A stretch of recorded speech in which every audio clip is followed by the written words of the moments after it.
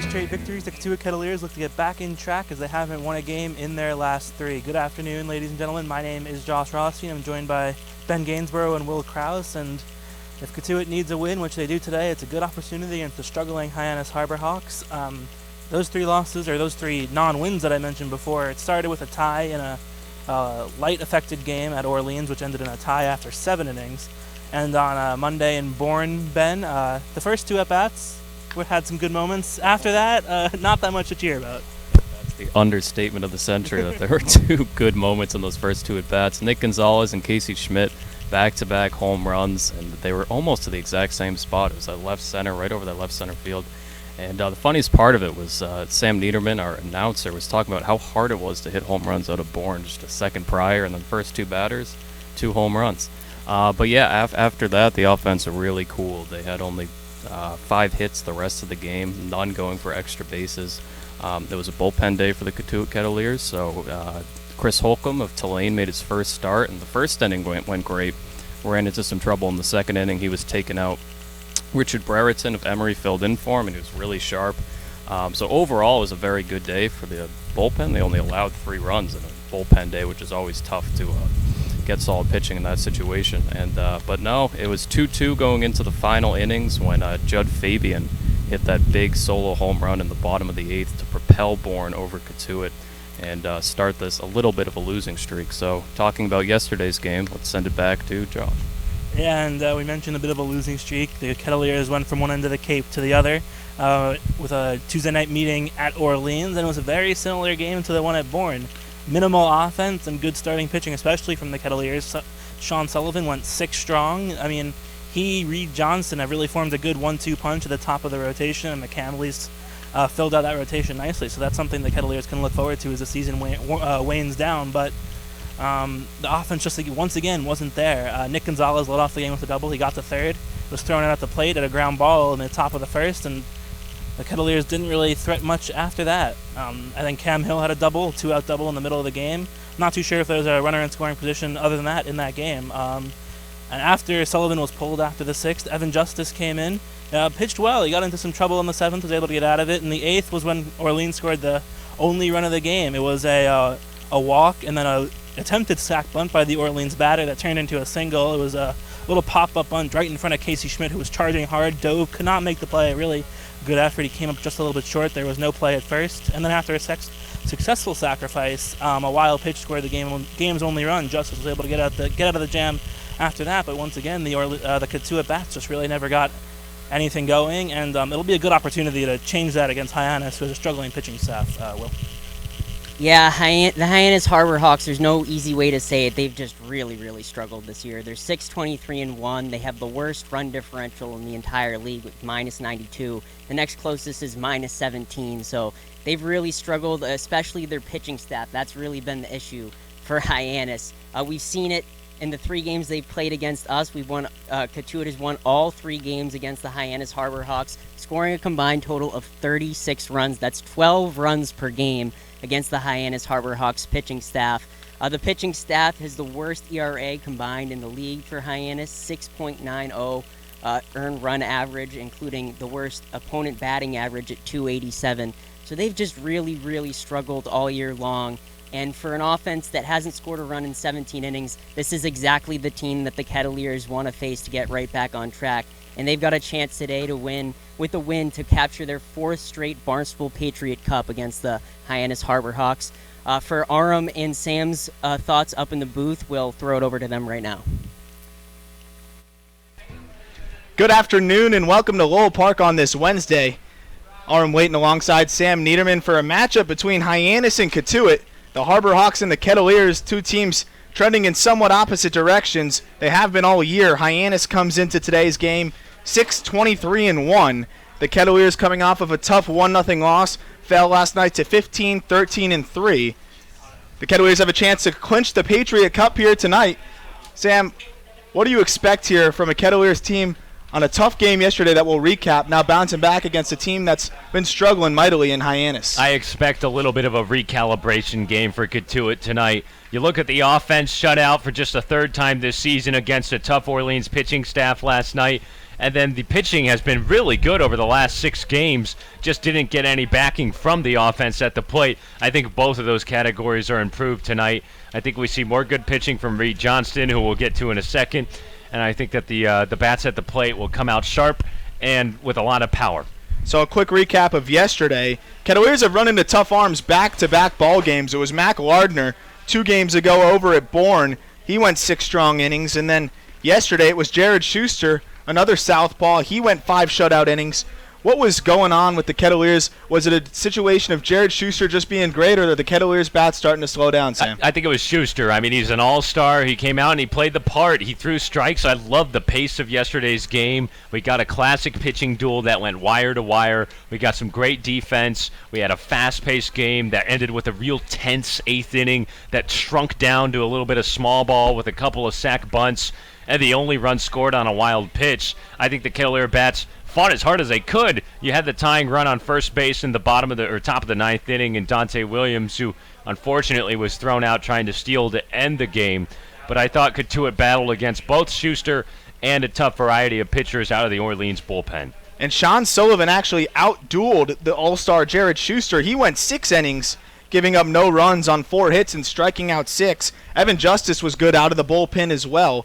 It was just one of those tough losses where the ball didn't roll their way in a tight ball game, and ultimately the 9-hitter, David Avidia, who was hitting 163, was walked to lead off the inning, and that was the difference. You nailed it with that last night, my friend. That was the difference. Walks will always come back to haunt you, and it was a borderline call on that ball 4 against Avidia, a call that Coach Roberts was not too happy with.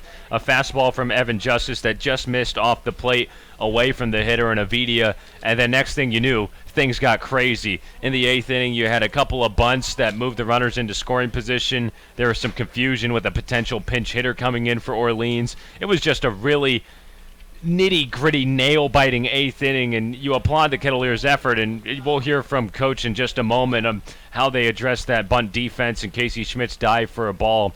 I thought that maybe he should have let it drop and then gotten the lead runner at second base and taken it out, but just a high-pressure situation in which Orleans got the better of the Kettleers, and the walk was a big part of it, that's for sure. The good news for the Kettleers, after facing back-to-back starting pitchers that will be all-stars, they now face Hyannis, who is last in the entire Cape League with a 6.90 ERA, which has actually dropped in the last few ball games. They were over 7 for most of the year, and they're also second to last in batting average. So a good opportunity for the Kettleer bats to bounce back, and a team that does better at home coming into today 8-5 at Lowell Park. Yeah, it's been a very comfortable year for Cotuit at home so far. They just seem more relaxed and loose. The guys can go down to the coop after batting practice. They can come back, not have to worry about much. I think that's played a big part in them being over 500 at home.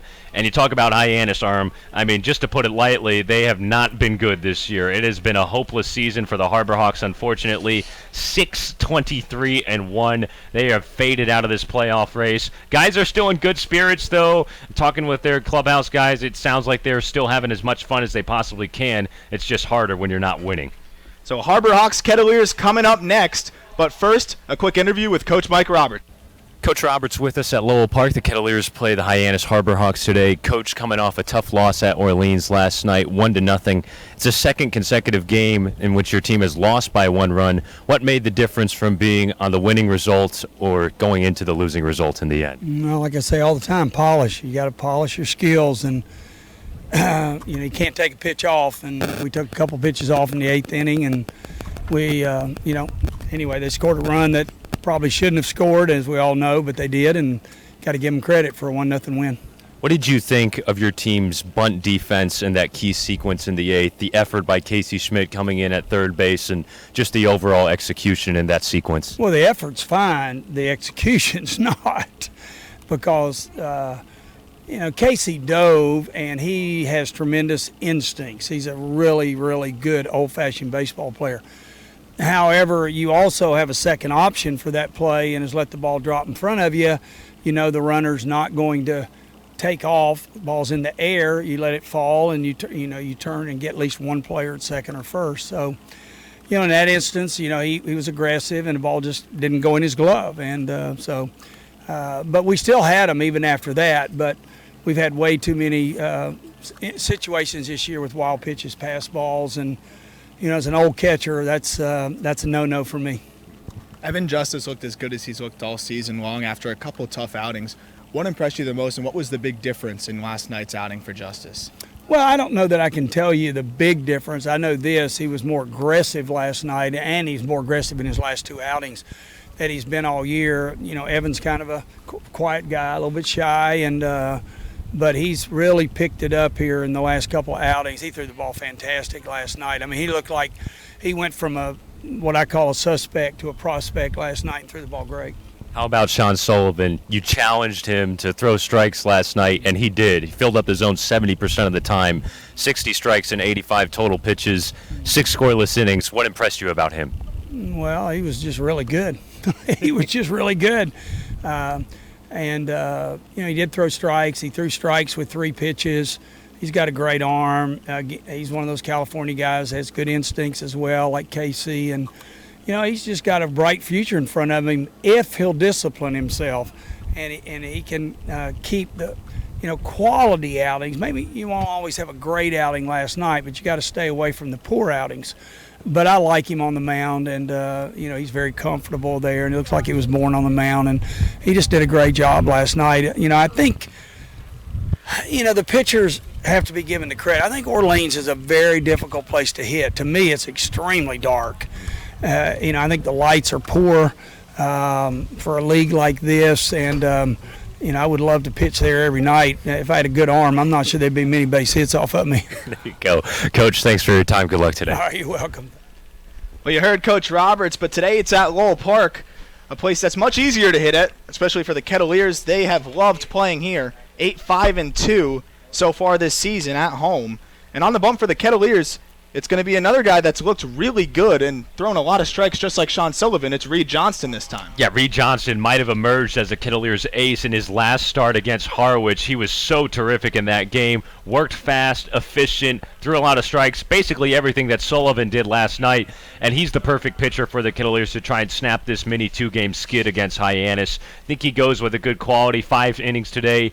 He's the guy that the Kettleers want to bank on, so reliable with a sub .52 ERA. That is remarkable for him, and he has just been tearing it up as of late over his last couple of starts. And Johnston, over his last 3 starts, has not given up a run. That's 14 innings. He's only surrendered 9 hits, and he's struck out 8 while walking 4. Another guy that's just been pouring it in the strike zone. He doesn't strike guys out at an enormous rate. He's only struck out 8 this season in 17 innings. But what's been the most impressive part about his poise on the mound for you, Sam? I want to say it's the speed at which he works at. The speed for him has just been, I think, off balance for the other batters that he faces. I think that his breaking stuff is good. When he gets his breaking stuff going, he's good. And he's just so smooth. He's got a nice, swift motion. He's a lanky guy at 6'3", very quiet guy out of NC State, goes about his business and will attack batters. It will not be very often when he gets behind in a count. I think that's the most impressive thing for Reed Johnston. He didn't even throw a ball till late in the second inning over at Harwich in his last start where, as Sam mentioned, he went 6 strong innings, only giving up 2 hits. We'll wait the Kettleers to take the field here as they're concluding the meeting over there just in foul territory. We'll take you through the umpires today. It'll be Larry Rosenberg behind home plate, the first base umpire Jeff Kinney, and on third base is Tom Carey. And, of course, the Kettleers will be facing Tommy McCollum today. It's the first look we'll get at the right-handed pitcher from Wingate. He's 6'5", 240 pounds, a big righty up there. We don't know much about him, Sam, but the Kettleers have done most of their damage against right-handed pitching. Yeah, they have been so good against right-handed pitchers. That's been the big thing for them. If they face a lefty, it's a lot tougher sledding, but you're up against a team in Hyannis that features a 6.90 team earned run average, worst in the league by a long way, and McCollum is much-needed reinforcement for them. They've been cycling through a lot of new pitchers over the last week or so. Not much has worked. Still, they're on a 4-game losing streak, but we'll see how the Kettleers get a look at McCollum making his Cape League debut. But first, it'll be Reed Johnston on the mound as the Kettleers take the field. He toes the rubber, getting ready to throw his first warm-up pitch. And as he does so, we'll take you through the Hyannis order.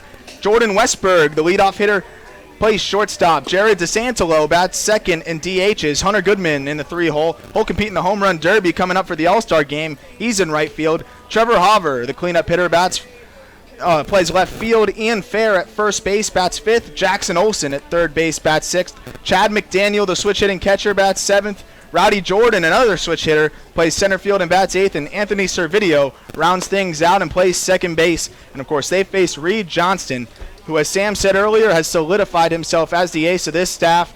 2-0, a .52 ERA in 4 starts, 17 innings pitched.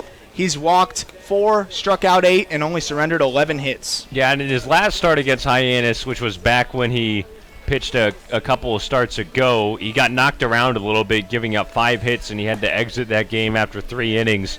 Coach Roberts sensed that maybe the Harbor Hawks would be getting to him a little bit at the plate. That was a game in which Cotuit won 16-4 on a Friday night with an easy cruise at the plate, but I think he's able to get out in front here. He's pitching at home again. It's comfortable at home, and that's the key for Johnson. Just keep on throwing those first pitch strikes. And we'll take you through the Cotuit defense today. It's Casey Schmidt at third base, Adam Oviedo at shortstop. That's something you've seen on the left side all season long. Nick Gonzalez, a familiar face at second. This time Matt Mervis at first. Cody Pasek gets to start behind the dish. Parker Chavers in left, Cam Hill in center field, and Christian Robinson in right. And, of course, Reed Johnston deals in his final warm-up pitch as Cody Pasek guns it down to second. And we're just about ready for first pitch here at Lowell Park. So Jordan Westberg leads things off. He was one of the late arrivals for this Hyannis ball club that was so desperate for offense, and he has been spectacular. He's been one of the more exciting guys to watch on this team. Got here too late to qualify for an all-star spot, but you have to imagine if he was here a little bit earlier, he'd be a no-doubt all-star. And he busted out in his debut against Cotuit a couple weeks ago with 2 home runs in that performance. First pitch is a strike from Johnston, 0-1. First pitch here at 5:02.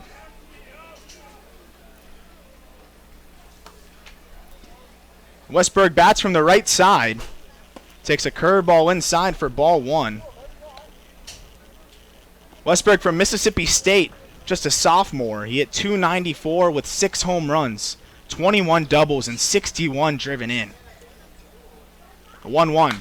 Line drive, hooking foul down the left field line. So quickly 1-2 to the dangerous leadoff hitter.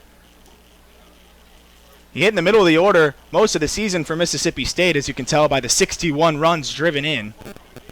It's more than any player on his entire Hyannis ball club this spring. But he's behind 1-2. Johnson trying to set him down to start this ball game off. 1-2 changeup, swing and a miss, and he does set down Westberg. For 1 out now, Jared DeSantolo. Good changeup from Johnston early in that at-bat. Just right on schedule. Gets ahead 1-2 and then pulls the string on Westberg. So now it's Jared DeSantolo. The DH bats from the left side. He's one of 2 offensive all-stars for this Hyannis ball club. The other on deck, it's Hunter Goodman. First pitch to DeSantolo. Fastball misses away. DeSantolo from FAU, that's Florida Atlantic University in Boca Raton. One of the few Owls in this Cape League. Fouled away and out of play into the parking lot. It's 1-1. 91 on the gun on that fastball up and in to the left-handed hitting DeSantolo.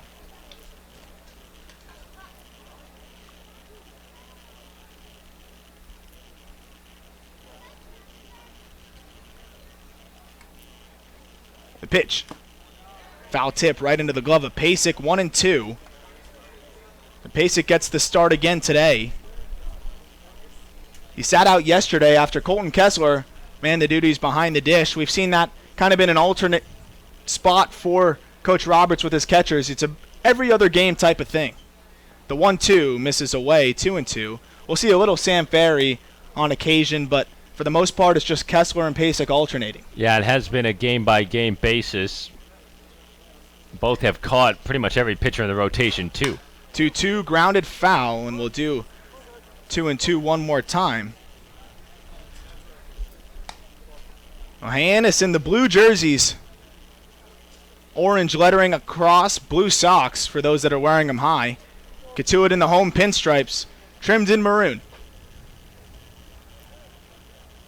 The 2-2. Another foul ball nubbed away, this time on the third base side.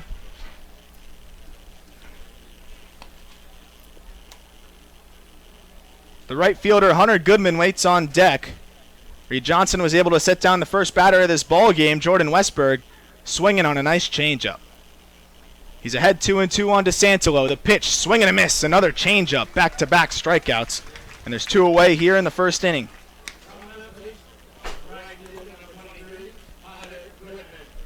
Now it's Hunter Goodman. Goodman, the right fielder, who bats third today, will represent Hyannis in the home run derby. He'll compete against Arajanu for the Kettleers, who's out of the lineup. He's still nursing a little hamstring pull. First pitch curveball is a strike, but Arajanu says he should be good to go for the derby. It's really important to him. It's usually something you see the players get pretty competitive with. Yeah, that's going to be really fun. Can't wait to see who wins it out of the 6 contestants. Swing and a miss, 0-2. It's 0-2 to Goodman, a guy who hits for power. You can see why he's in the home run derby, but a guy who also can strike out at a pretty good amount. 0-2, ground ball over to Casey Schmidt at third. He bodies it, but it bounces off of him, and it looks like it hit him below the belt, and he's going to need a second there. The ball ate him up, hit him right below the belt, and he was not able to make the play. They'll call time here. We'll call it an E5. We'll see what goes on with Casey Schmidt. He tries to just walk it off. So a hard hit ground ball over to Casey. He sat back on it a little bit. It took a hard hop off the lip and got him below the belt, and he's still hunched over with his hands on his knees.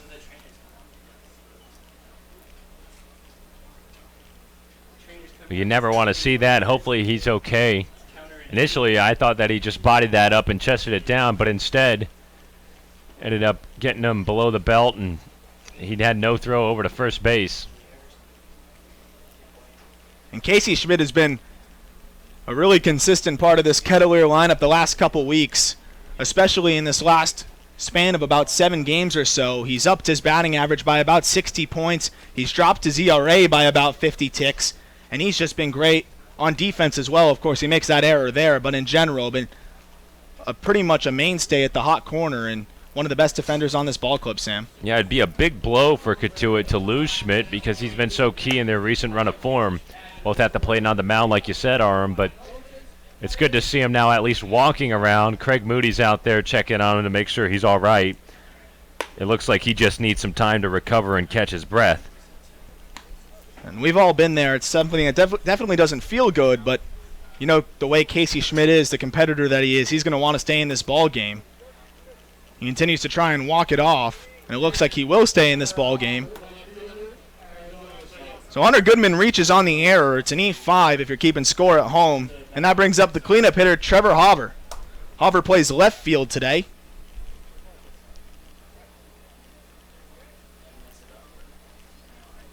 Pick off over to first. He's back.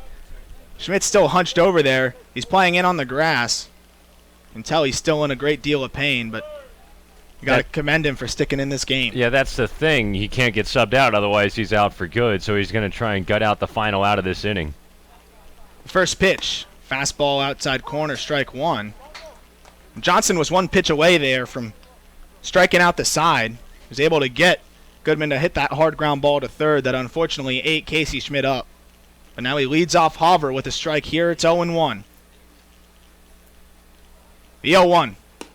Changeup just floats away too far. It's 1-1.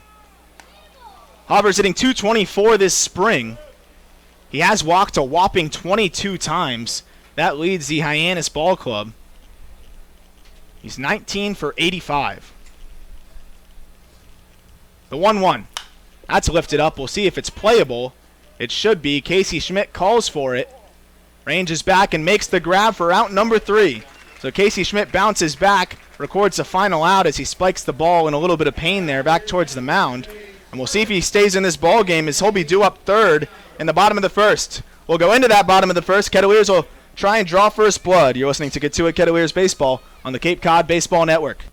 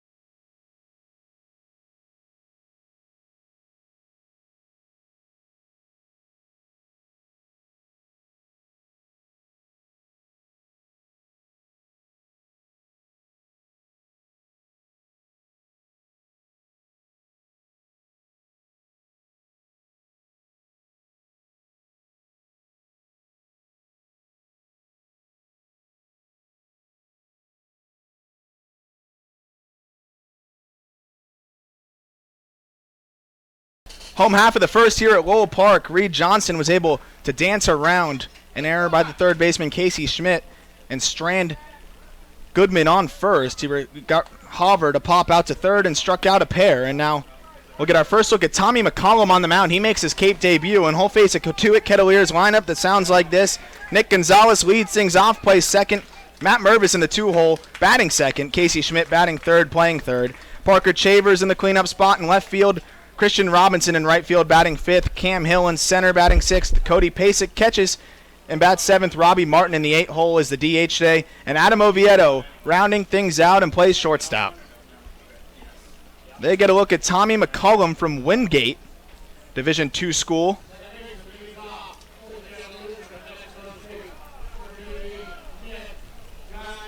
McCollum's a 6'5", 240-pound right-handed pitcher from Clemens, North Carolina. Worked exclusively out of the bullpen for Wingate. And the first pitch to Nick Gonzalez misses inside, 1-0. He was 2-1 with a 4.10 ERA. He struck out 34 in 26 and a third innings. The 1-0. Ground ball foul. It's 1-1. 94 there on the gun. Unless sometimes we see it get jacked up by a foul ball, so we'll hold off on the fastball velocity until the next taken strike. Gonzalez led yesterday's ball game off with a double as he awaits the 1-1. Blew it by him. That one was 89. That was the closest the Kettleers got to scoring. They were able to get Gonzalez to third base. He tried to score on a one-hopper to the shortstop, Murray. Tanner Murray made a nice backhand and gunned him down at home. That was the closest the Kettleers got. They lost 1-0 last night at Eldridge Park. That's lifted into foul territory over on the right side. Out of play. And Gonzalez has just been a mainstay for this Kettleer batting order right at the top.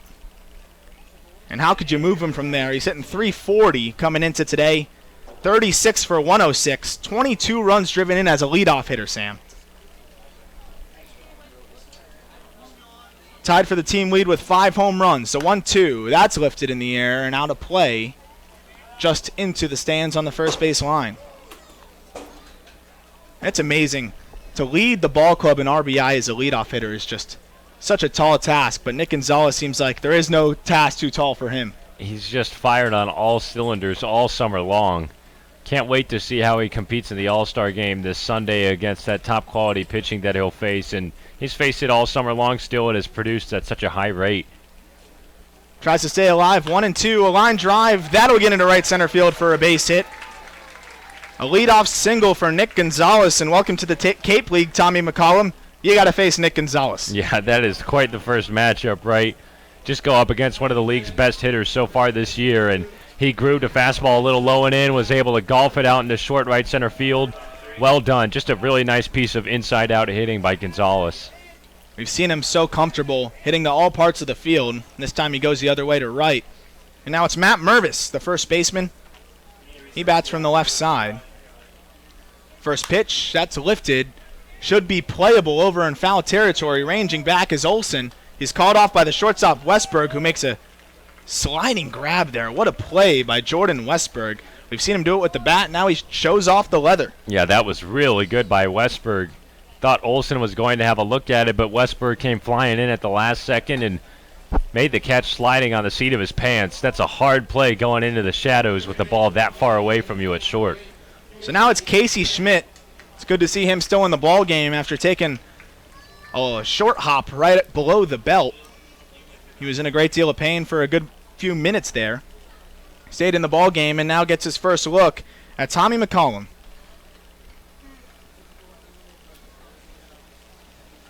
First pitch fastball misses up and in. That's 90 on the gun from McCollum. A pretty effortless 90 there, though. The 6'5" right-hander looks like he just flicks it like a dart. So Schmidt ahead 1-0. Nick Gonzalez on first base. He singled. One away. Broken bat flare over to second base. DeSantelo gets under it. Makes a grab for out number 2. So quickly 2 retired after the leadoff single by Nick Gonzalez. And it's Parker Chavers, the cleanup hitter. Chavers bats from the left side. A guy who's really enjoyed hitting here at Lowell Park more than on the road. 324 hitting at home, just 222 batting average on the road. First pitch fastball short hopped, 1-0. We'll have to ask Chavers about that, whether he sees the ball better here at Lowell Park. Of course, the games are always during the day. On the road, they're quite often in night games. Could be a myriad of reasons. That one misses away, 2-0. The other thing, too, is he accrued a little bit of karma last night, being the last batter at the plate for the Kettleers with a tying run on first, and he didn't get to take a hack because Dante Williams was thrown out trying to steal at second to end the game. 2-0, misses low and away. And that was a tough spot to leave one of your best power hitters with 4 home runs, third on the team, at the plate when you're chasing 1 run, 2 away in the last inning, and he had a 3-1 count there. The other thing was Pellerin wasn't really finding the zone. He probably would have walked him. 3-0 count here, and that's a strike. So now full circle here. Parker Chavers has a 3-1 count just like he did last night. We'll see if Nick Gonzalez is on the move. Yeah, runner on first with 2 outs, yeah. He's not on the move. A 3-1 check swing, but it's a called strike on the pitch. It's not the 9th inning, but I feel like this is deal or no deal where they play the whole, all right, if you would have kept on going, what case would you have selected, that kind of thing. We'll see what Parker Chavers has in his case here on the payoff pitch. Nick Gonzalez will be on the move, and he foul tips it into the glove, but it is dropped. Couldn't tell from directly behind McDaniel. Looked like it just trickled out of his glove there, and Parker Chavers stays alive. Okay, he lives to play another day. It was a fastball there from McCollum. He tried to blow by him. Chavers was just able to get a piece of it. The payoff pitch again. Swing and a miss. A fastball on the outside corner. Chavers waves at it. And Nick Gonzalez is stranded after leading things off with a single. 1 hit, 1 left on, no runs, no errors, and we're scoreless through 1 here at Lowell Park. We'll go into the second. You're listening to Cotuit Kettleers Baseball on the Cape Cod Baseball Network.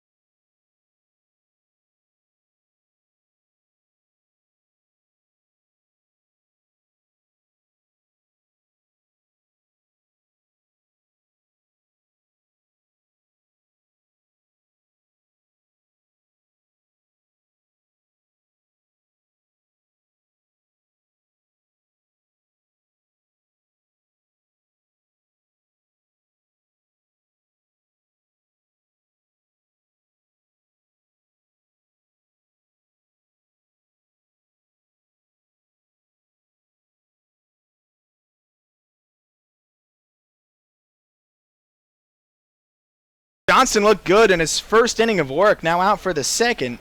He gets Ian Fair, Jackson Olsen, then Chad McDaniel.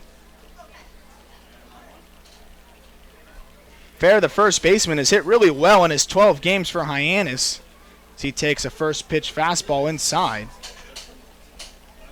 He's hitting .441. He's 15 for his first 34 this season. Mostly a contact guy, no home runs, just 3 runs driven in. Chops one foul behind the plate, 1-1. He does have 4 doubles, no triples, but only 7 strikeouts.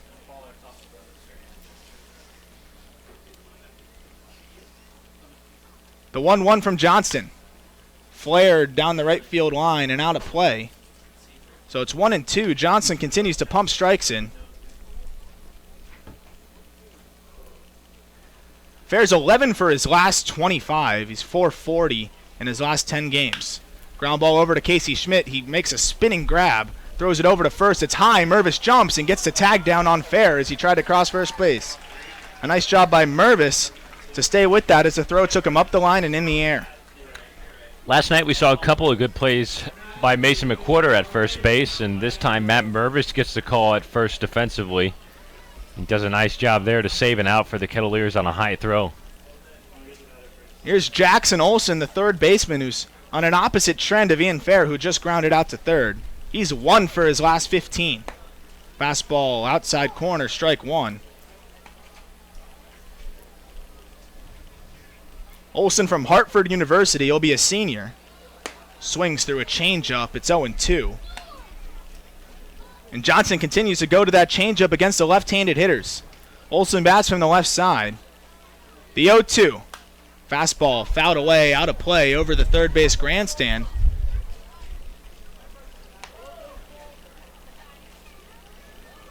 Olsen led his ball club in 2018 in hits and average. His only home run this past season came off of his teammate Tyler Madison. Swing and a miss on the changeup. It's blocked by Pasek. Will run over, throw it on to first for out number 2. Third strikeout of the ball game already for Reed Johnston. And Tyler Madison's been the best arm for Hyannis. Olsen has bragging rights over him with that home run. Of course, Madison pitched yesterday. He pitches for Bryant University in the spring. So now it's Chad McDaniel, the switch-hitting catcher from Parkland, Florida. First pitch is lined out into right field, a base hit. So McDaniel batting from the left side there, pokes one over into right field for a 2-out single. First hit of the ballgame for Hyannis. It's a Chad McDaniel single, and it'll be another switch hitter. Now Rowdy Jordan, he bats from the left side.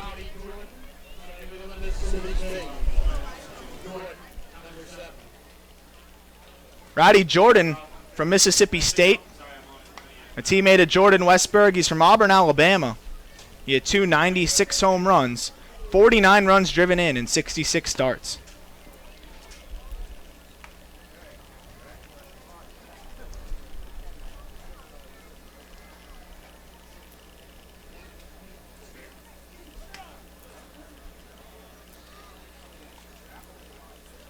Rowdy Jordan, another guy who's been struggling. This Hyannis ball club just hitting 182 as a team in their last 5 games.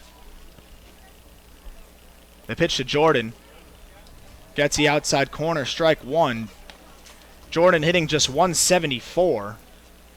That's 4 for his last 23. Chad McDaniel on first base, another pickoff over. He dives back. On deck is the 9-hitter Anthony Servideo. Just 2 Hyannis batters have been able to reach base. It was Hunter Goodman on the error, and now McDaniel on the single. A curveball way in front is Rowdy Jordan. He yanks it. It's about 45 degrees from home plate, foul into the trees. So Johnson ahead 0-2. 2 outs here in the second inning. McDaniel on first, looking to record his 4th punch out of the ball game. He comes set at the belt. Kicks and deals the 0-2. Changeup misses low. McDaniel trying to move to second. He's able to get there ahead of the throw from Pasek. So McDaniel swipes second on a changeup in the dirt. A tough play there for Pasek. Did a good job of keeping it in front, but a better read by McDaniel. He gets into scoring position, but Johnson's just 1 strike away from getting out of this inning and sending it to the home half of the second.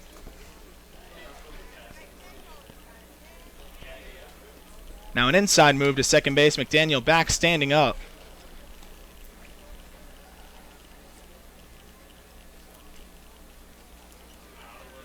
Jordan plays center field today. Played all different spots in the outfield this spring. The 1-2. Line drive, hooking, foul down the right field line. A good piece there by Rowdy Jordan, but just yanked it a bit too much. The count stays at 1-2.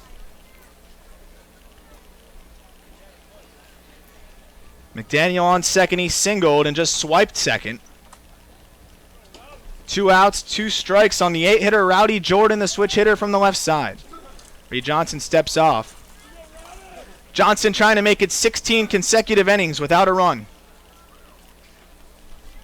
The 1-2 misses up and away. 89-mile-an-hour fastball that got away from him. 2-2.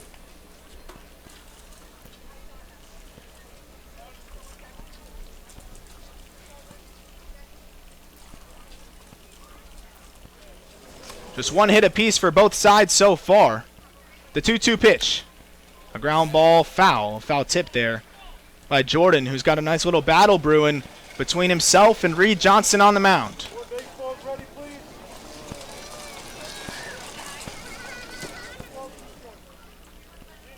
Servideo on deck, another left-handed hitter. He's the second baseman. Reed Johnson trying to save that for the third inning. One strike away from retiring Jordan, the 2-2. Line drive out into right center field. That's sinking and down for a base hit. McDaniels comes around third, and he will score. It's a 1-0 ball game, just like that, with 2 outs, back-to-back hits, and Hyannis has the lead.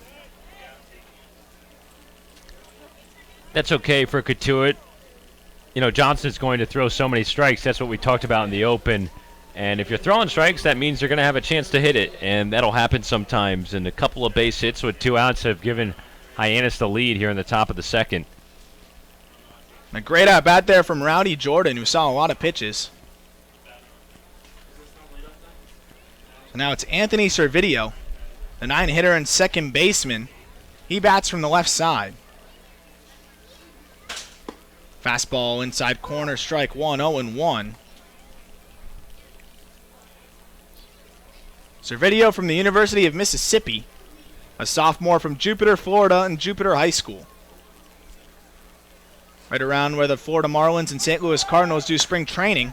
Throw over to second base. A dive is ahead of the throw. Pasek started walking towards his dugout. He thought he got him. Oviedo swept the tag there, but just not quite quick enough to get Rowdy Jordan, who swiped second base, the second of the inning for Hyannis. That was really close. I thought he got him. A little biased, but it was a bang-bang play. A good tag by Oviedo and a nice low-place throw by Pasek. So Jordan swipes second. Now he's in scoring position. Inside move to second, he's back. Hyannis was able to cash in last time with McDaniel on second base and 2 away. Jordan singled. Now he replaces him on second base, hoping Servideo can keep it rolling. The 1-1. That's a line drive out into right field. Going back is Robinson towards the wall, and it short hops the wall. One hopper. That'll score Jordan. Back-to-back hits. This time it's a double, and it's 2-0 Hyannis. The bottom of the order doing the damage here. First time around. Well, if there is anything that Hyannis can do is they can barrel up the ball just a little bit. Their offensive numbers are not flashy by any means, but it is the one strength of the team. We know that the pitching is a huge weakness. And the bottom of this order picks up Hyannis on the road with a little 2-out rally to play a couple in the second inning. So like you said, Sam, a 2-out rally here to give the Harbor Hawks the lead. And they're threatening again with another runner in scoring position. Now the top of the order. Jordan Westberg, a ground ball up the middle. That'll get into center field. Coming around third and scoring is Anthony Servideo. So 3 straight singles score 3 runs, or 3 straight hits, a pair of singles and a double, score 3 runs with 2 outs here. And Hyannis just doing damage with 2 outs here in the second inning. The bottom of the order does their job, and then they turn it on towards the top, and Jordan Westberg gets a crack at it with a man on second, and he just rolls a single right into center field. That is the one, I don't want to say deficiency, but the one sort of catch-22 that you get sometimes with Johnson is, and we saw it in his last outing against Hyannis when he gave up 3 or 5 hits in 3 innings. Is they can hit a little bit when you're throwing into the zone so much, and that's just a matter of polishing off your stuff and finding a little more on your breaking pitches. And Hyannis has squared him up to the tune of 3 runs on 4 hits so far. And Johnson was just 1 strike away from getting out of this inning. He had Rowdy Jordan behind with 2 strikes as the first pitch misses away to DeSantolo. After Jordan singled and scored McDaniel, the floodgates open. Now they have 3 runs. Still 2 away here, and it's 1-0 to the All-Star Jared DeSantolo. He's hitting .300 in 25 ball games, 80 at-bats, 24 hits. Just 2 extra base hits, though, a home run and a double.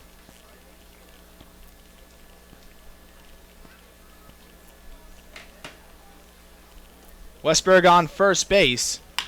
Another ground ball. That one's into right field. 4 straight hits. Westberg takes a big turn around second, but he'll hold up there. And another single. 3 of them here, including the double now by Anthony Servideo. And the floodgates have opened for Hyannis.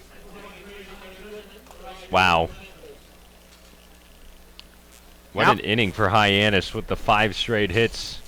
Just coming out of nowhere. Reed Johnston had retired 5 of the first 6 batters he faced, and the only one that reached was on the error against Schmidt at third base.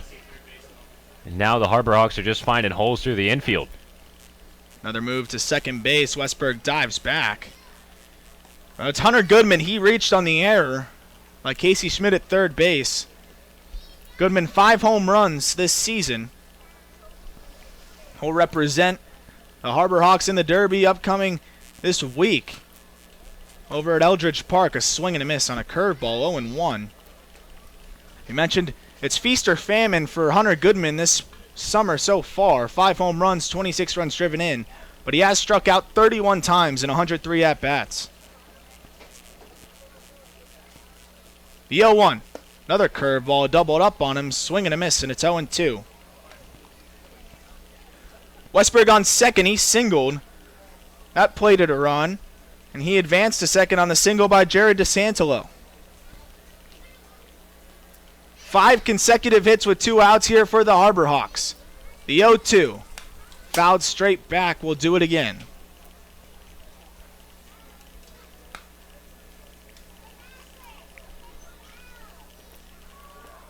Goodman, the catcher from Memphis University, hit for power this spring as well. 13 home runs, 16 doubles, 64 runs driven in. Swing and a miss. Got him on the curveball. 3 curveballs there to set down Goodman, but not before the Harbor Hawks record 5 straight hits in plate 3. And just like that, it's 3-0 in favor of Hyannis. Cotuit will try and chip away in the home half of the second. You're listening to Cotuit Kettleers Baseball on the Cape Cod Baseball Network.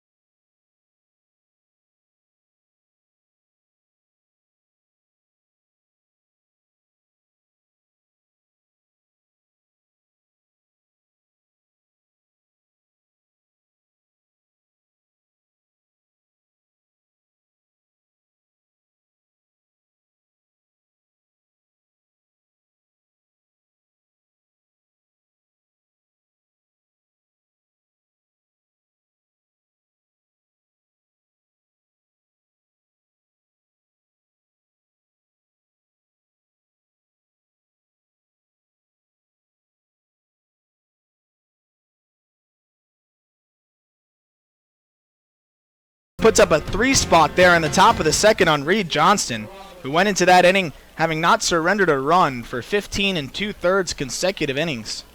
And now the Kettleers are chasing 3 at home. The good news is it's early.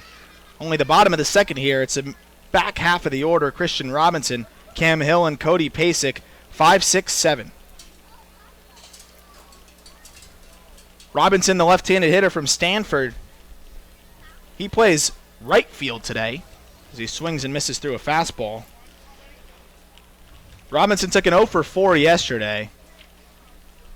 Kettleers struggled at the plate. They were shut out at the hands of Jared Schuster, who went 5 innings strong. Then Isaac Esqueda and Chase Wallace shut the door before Pellerin actually shut the door. Swing and a miss, 0-2. Christian Robinson hitting .212 this season. Part of an outfield platoon that's seen a rotation of about 5 guys. Robbie Martin DHing today, as that's fouled straight back. Martin one of the several outfielders that'll play out there. Rajanu played some time out there. Cam Hill. Joey Loperfido started out yesterday's game in the outfield.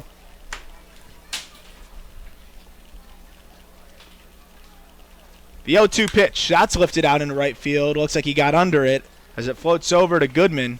He camps under it and makes the grab for out number 1. Of course, Parker Chavers has been a consistent face in the outfield for the Kettleers. But it's Cam Hill who gets the start today. He doubled in a pinch hit appearance after Joey Loperfido was taken out of the ball game after getting hit by a fastball up and in, got him on the forearm. Fortunately, he's okay. Was more precautionary. First swing from the left-handed hitting outfielder from Kentucky. Swings through a changeup, 0-1. Third baseman Olsen plays in. As most of the Cape League has probably learned, Cam Hill does like to bunt. A 1 fastball gets the corner, 0-2. You got to love how Cam Hill answered the bell last night at Orleans, subbing in the early portion of the game for Joey Loperfido, and did a great job hitting a double and 2 at-bats. Hustled and played good defense out and left. And one thing Cam Hill will always do is play good defense. He's trying to get the bat going at the plate. The double was a big hit for him yesterday, just his second double of the year, as he buckles on a fastball in. It's 1-2. Thought that might have a chance there to get the inside corner. But Larry Rosenberg says it missed too far in, so it's 1-2. On deck is Cody Pasek, the catcher. Pitch, swing and a miss on a changeup, strike 3. And now Cody Pasek will come to the plate with 2 outs in the second. Second strikeout of the ball game for Tommy McCullum. Catcher Cody Pasek now gets his first look at the right-hander.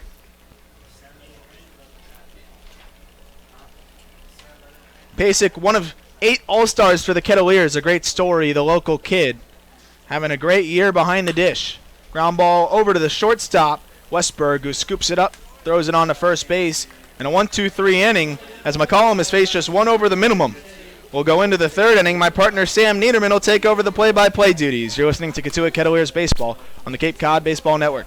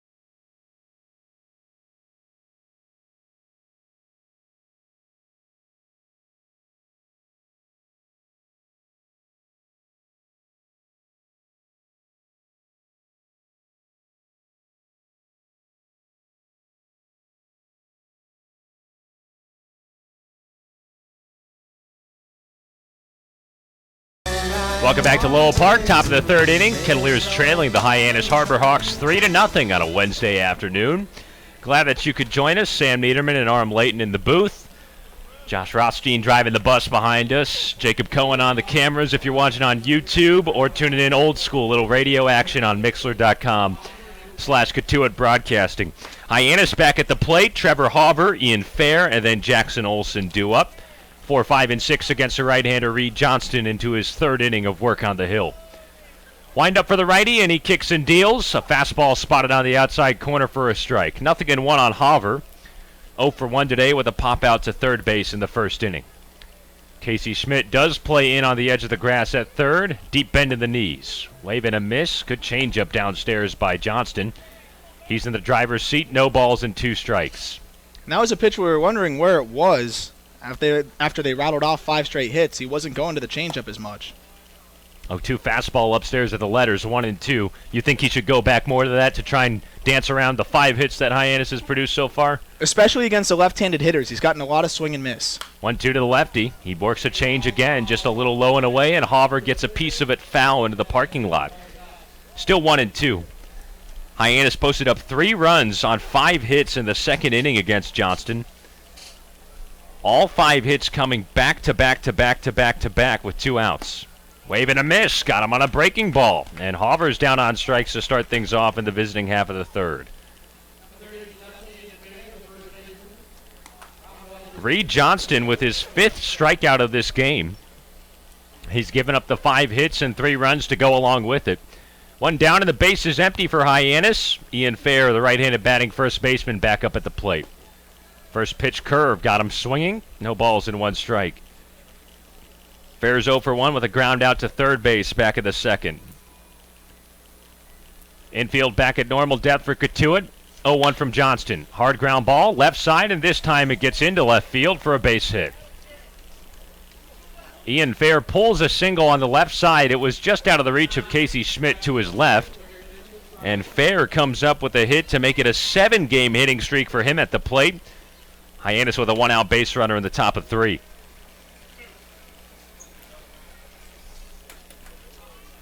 6th hit of the afternoon for Hyannis. 1 on with 1 out. 3-0 Hyannis, top of the third. Johnston a check over to first, and Fair dives back in safely. Gonzalez plays straight up at second. Oviedo shades towards second at short, and Casey Schmidt plays in at third for the left-handed batter Jackson Olsen. Johnston kicks and deals out of the stretch. A curveball bunted up foul on the left side. Pasek not able to get to it. It's strike 1. Olsen's 0 for 1 with a strikeout swinging back in the second.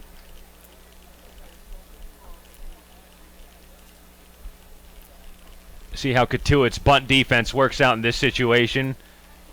It was a crucial turning point last night in the 8th inning against Orleans. The Firebirds bunted over runners into scoring position. And eventually that drove home the game-winning run on a wild pitch. 1 ball and 1 strike on Olsen. Mervis still holds on the runner in Fair at first. He shuffles off and takes his lead. Johnston at the belt. He throws over that way. Outfield plays back and straight up. 3-0 Hyannis in the top of the third. Man on first with 1 out. 1-1. Breaking ball, chopped on the right side. That's through the hole for a base hit. Jackson Olsen comes up with a single, and it's now a hit parade for Hyannis. He had a little gap on that right side with Mervis holding on, and now it's first and second with only 1 away. The amazing thing is, besides the ball hit by Servideo, the double off the wall, none of these hits have been that hard off the bat, just seeing eye singles, but Johnston has not been able to miss bats, and that's been the big issue. He does have the strikeouts, but when he's ahead a lot of the time, he just hasn't had that put-away pitch. He's been getting ahead of just about every single hitter. A remarkable string of hits for Hyannis. Johnston retired 5 of the first 6 that he faced. Hyannis has turned that around with 7 hits in their last 11 at-bats against Johnston here in the top of the third. 2 on with 1 out. And here's Chad McDaniel, the left-handed batting catcher out of Mizzou. He takes a strike on the outside corner. There's some activity in the Kettleer bullpen. Looks like Trey Holland, a new lefty, is getting loose in the pen. Kettleers added him a couple of days ago out of Sewanee University, the University of the South. Nobody holding on the runners. 0-1. Fastball popped up, out of play, foul on the left side. 0-2 now on McDaniel. 1 for 1 with a single and a run scored. That started the rally back in the second. Hyannis ahead 3-0 in the third, looking to add on to it against the Kettleers. Olsen on first, Fair on second. Mervis plays back at first. Oviedo shades the runner at second. 0-2. Breaking ball, just pinged back foul. McDaniel stays alive with 2 strikes. It is a muggy day in Cotuit. This is the most humid it's been all summer long. 83 degrees, and When the sun was out earlier, it was pretty easy to work up a sweat. Now some cloud cover and a slight breeze. Severe thunderstorm warning across the entire state of Massachusetts, although we should be good out here on the Cape. 0-2 curve runs low and in. 1 ball and 2 strikes on McDaniel. There is a little bit of concern for tomorrow's game at Falmouth. The rain is supposed to get here once we wrap this thing up around 9 p.m. or so, and then go through the night until about 3 a.m. 2 on with 1 out in the third. 3-0 Hyannis. 1-2. Fastball roped on the right side. That's into right field for another base hit. Everybody stays put. Actually, no. Here comes Fairchugging on home. A throw from Robinson and a tag from Pasek. Got the runner in time for out number 2. It looked like Ian Fair was going to stop at third on a routine carousel single from Chad McDaniel. Instead, he decided to blow past third base. Christian Robinson went right into his crow hop and delivered a strike to home, and it was easy work for Cody Pasek, who had the runner beat by about 3 steps. I have no idea why he was waved home there, but I did see the third base coach wave him home. It did look like Christian Robinson bobbled it a little bit there, but he pretty much had it back in his hand when they waved him home. And you can't make the second out at home. A ball in play would have scored another run, and now the Kettleers will take it. That's a big break for Cotuit. 2 outs in the third, still 2 on. It's a single by McDaniel and an outfield assist for Robinson, 9-2 to get the lead runner and Fair. Here's the number 8 batter, Rowdy Jordan, left-handed batting center fielder who's 1 for 1 today, an RBI single back in the second. He came around and scored as well on the double by Anthony Servideo, who's in the on-deck circle. 3-zip Hyannis, top of the third, 2 on with 2 away. Johnston's ready at the belt, leg lift in the 0-1. Fastball hit the opposite way into left field. Chavers goes back and makes the play for out number 3. So Reed Johnston and Cotuit work around a few singles here in the third. No runs on 3 hits, no errors, and a couple left on base. And we have played 2.5. Kettleers back at the plate with some work to do. Bottom of the third coming your way. It's Cotuit and Hyannis coming up on the other side of this break on the Cape Cod Baseball Network.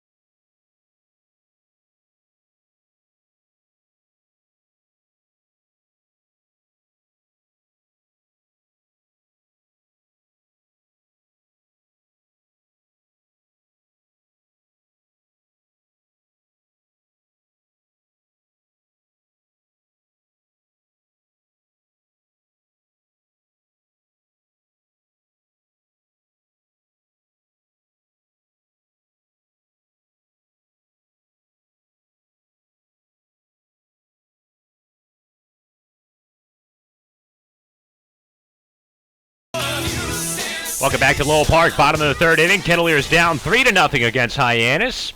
Here's Robbie Martin to start things off. He takes a ball, and that is ball number 1. Tommy McCullum still on the mound, the right-hander making his debut. He's worked 2 scoreless so far, just allowing 1 hit.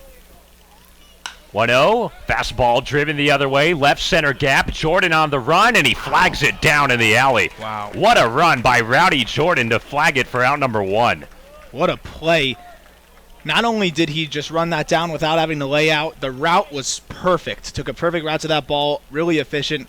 Was able to catch that in stride, and that ball was crushed by Robbie Martin. You see why Jordan plays center field and not one of the corners. He is good out there. What a play by Rowdy Jordan, robbing Robbie Martin of extra bases to begin the bottom of the third inning. He ran a country mile for that one, going back to his right, and was able to make the play. Out number one here in the home half of the third inning. Next up, it's Adam Oviedo. Cotuit's number 9 man getting his first chance at the plate today. A .218 batter with 3 homers and 15 driven in. 0 for 4 with a strikeout last night at Orleans. 1-0 fastball lifted on the right side and foul ground. Fair goes over towards the fence. He lunges over. Did he snag that? He did indeed.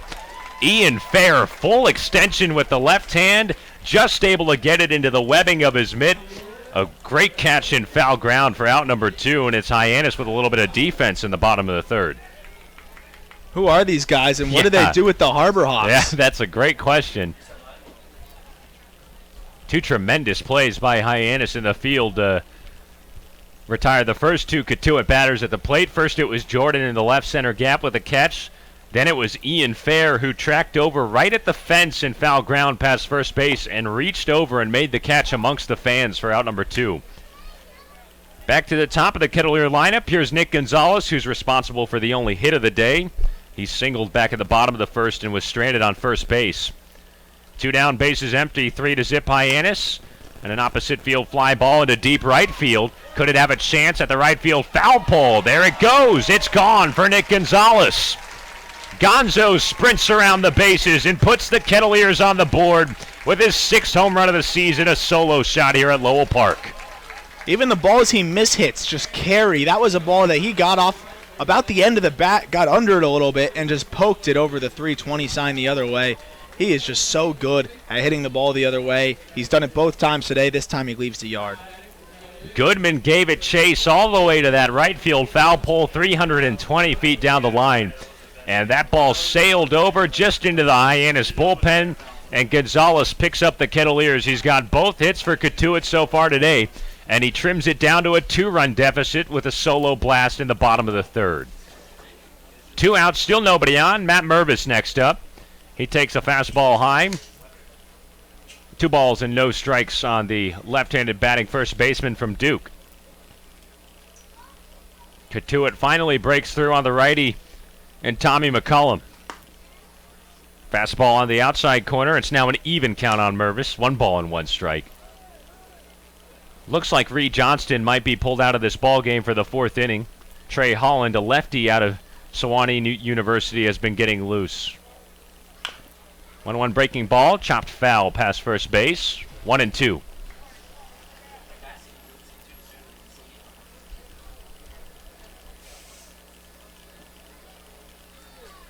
Two balls and 2 strikes on Mervis.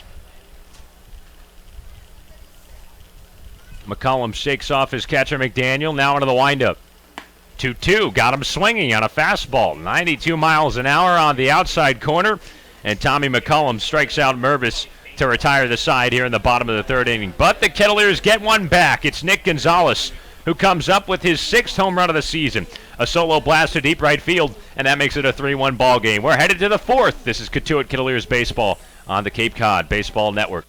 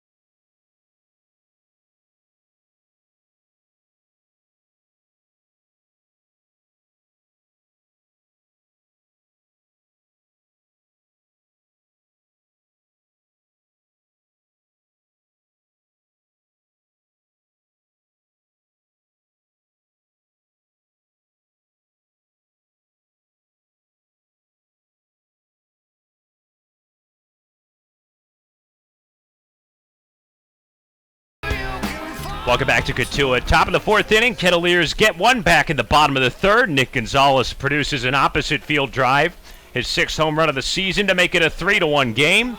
Hyannis still commands the lead, and they're at the plate against a new Kettleer pitcher. Trey Holland, a left-hander from Sewanee University, makes his Cotuit debut in 2019. He winds up and delivers a breaking ball upstairs, and that's ball one on Anthony Servideo.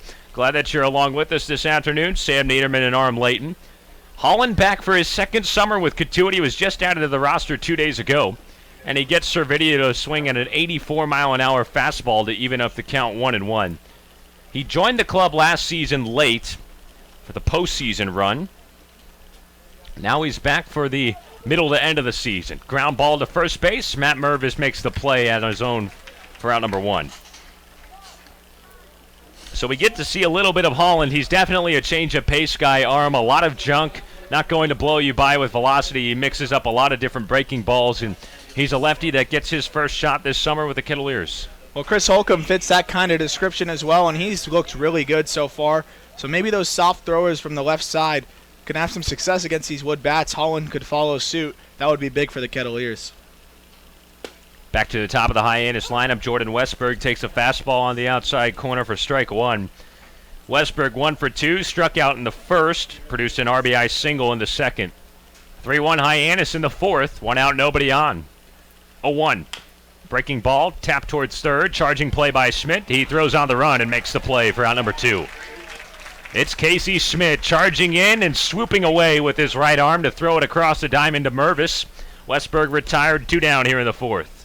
And that is a major league play right there at third. Of course, people note the diving plays, but that's just as difficult. He came in and charged on that, got a great read, got it on a short hop, and made a perfect throw on the run. Casey Schmidt is so poised out there at the hot corner. 2 up and 2 down for Holland in his first appearance out of the pen. The lefty works out of the windup against the number 2 batter, Jared DeSantolo. First pitch, a fastball fired in on the wrist, and it hit him. DeSantolo, a hit batsman. He reaches for the second time in 3 plate appearances. And he gives Hyannis a base runner here in the fourth. The Harbor Hawks have had at least one on in every inning so far. Holland, 5'11", 190 pounds, a junior, native of Durham, North Carolina. He goes to Sewanee University, the University of the South. Racked up 62 2/3 innings this spring. Struck out 53 and just walked 16 in that time. Finished the year 5-4 with a 4.31 earned run average in 12 starts. Here's Hunter Goodman. He takes a curveball that taps the outside corner for a strike. Nothing at 1. Goodman's 0 for 2, reached on an error to third base in the first, struck out swinging in the second. Hyannis by 2, up 3-1 in the fourth. 1 on with 2 outs and a grounder foul at third base. No balls and 2 strikes on Goodman. Goodman, one of 3 All-Stars for this struggling Hyannis club. He's in there alongside Tyler Madison and Jared DeSantolo, the man on base right now. Runner on with 2 outs. Cotuit shifts the defense. 3 on the left side. Nick Gonzalez plays on the edge of the grass in center field behind second base. Big gap on the right side. 0-2, fastball high, and a check swing by Goodman. He did not go around. It's just ball 1. Interesting shift by the Kettleers arm. We have not seen this so far this year. Mike Roberts used it a lot last season, but with a right-handed batter and Goodman at the plate, there's a ton of room on the right side of the infield with Gonzalez up the middle. 1-2. Curveball, punched into the air, right field. Robinson twists the hips and back pedals. He's got it for out number 3. Trey Holland, a good inning in his first appearance out of the pen for Cotuit. He strands a 2-out base runner on first, and we are played 3.5 here at Lowell Park. 3-1 Hyannis, and the Kettleers back at the plate when we return for the home half of the fourth on the Cape Cod Baseball Network.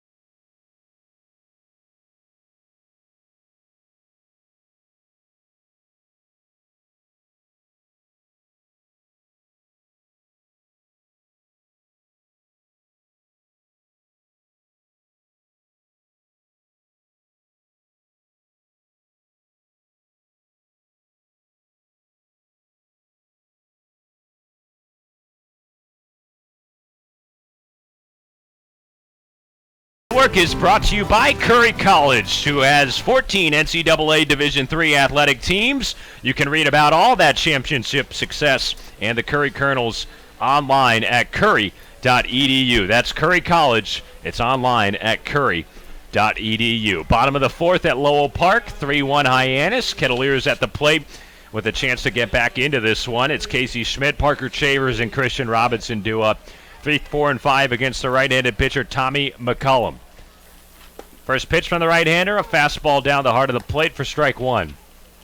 Casey Schmidt's 0 for 1 today. He popped out to second base in his first time up. Nick Gonzalez pulled the Kettleers back within 2 the last time at the plate with a solo drive down the right field line. Schmidt pops one up into the third base grandstand, and it disappears back behind it into the trees. No balls and 2 strikes on Schmidt. He's been remarkable at the plate so far. He's reached base successfully in 10 straight games, 16 hits in his last 39 at-bats. Boosted his average from the low 200s all the way up to 273 at its peak. It's down to 265 right now. And he's down in the count, 1 ball and 2 strikes after a missed changeup from McCullum. Dark clouds overhead at Lowell Park. Bottom of the fourth, nobody on, nobody out. Hyannis leads 3-1. 1-2. Curveball. Banged right back up the box on the ground into center for a single. Casey Schmidt makes an 11-game on-base streak. He's aboard to lead things off for Cotuit in the bottom of the fourth. Great swing there by Casey. A curveball in on the hands. He really brought those hands close to his body and kept that swing short and fought it straight into center field. And he has such a good approach up there. And a good job on a 2-strike swing to dump that into center field. 1 on with nobody out for the Kettleers. Here's Parker Chavers. 3-1 Hyannis. Chavers from the left side. He looks at a fastball outside for ball 1. Parker's 0 for 1 with a strikeout back in the first. Schmidt, the runner, on first right now. Ian Fair holding him on. Middle infield pinches up the middle for a ground ball. 1-0. High fastball. 2 balls and no strikes on Chavers. Hyannis in the road, blue tops trimmed in orange. White pants with blue pinstripes, blue caps, orange brim. And the orange Harbor Hawk logo on the front panel of the cap. Kettleers rocking the home white pinstripes trimmed in maroon. 2-0 to Chavers. Fastball away, 3 balls and no strikes. Wind blowing out a little bit. American flag carrying in the left center gap right by the scoreboard. Another good crowd at LP. Third base grandstand to capacity. Same thing with the first base grandstand. 3-0. Fastball that missed everything way up and outside. And Chavers works a 4-pitch walk to make it first and second for Cotuit. Nobody out in the fourth, and Christian Robinson due up.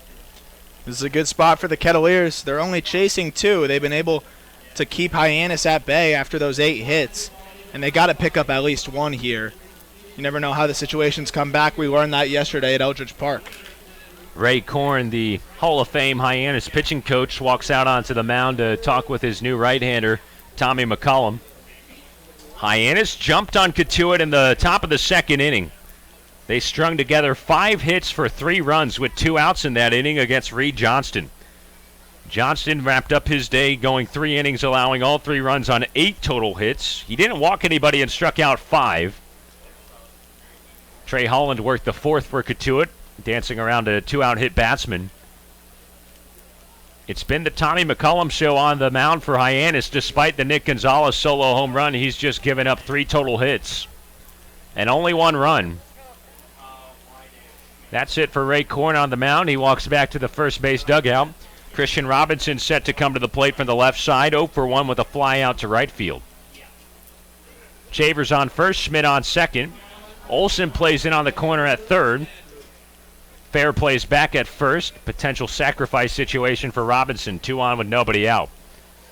McCullum out of the stretch. First pitch. Breaking ball low. 1 ball and no strikes. McCullum has worked 3 innings plus of 1-run ball. He has struck out 3 so far today. Cotuit with 2 base runners on, the most they've had in any frame so far. 3-1 Hyannis in the bottom of the fourth. The big righty's ready at the belt. Looks back. Nobody holding on either runner. Leg lift now to the plate. 1-0 fastball lifted in the air, shallow left field. Hauber charging in. Westberg calls him off from short and makes the play for out number 1.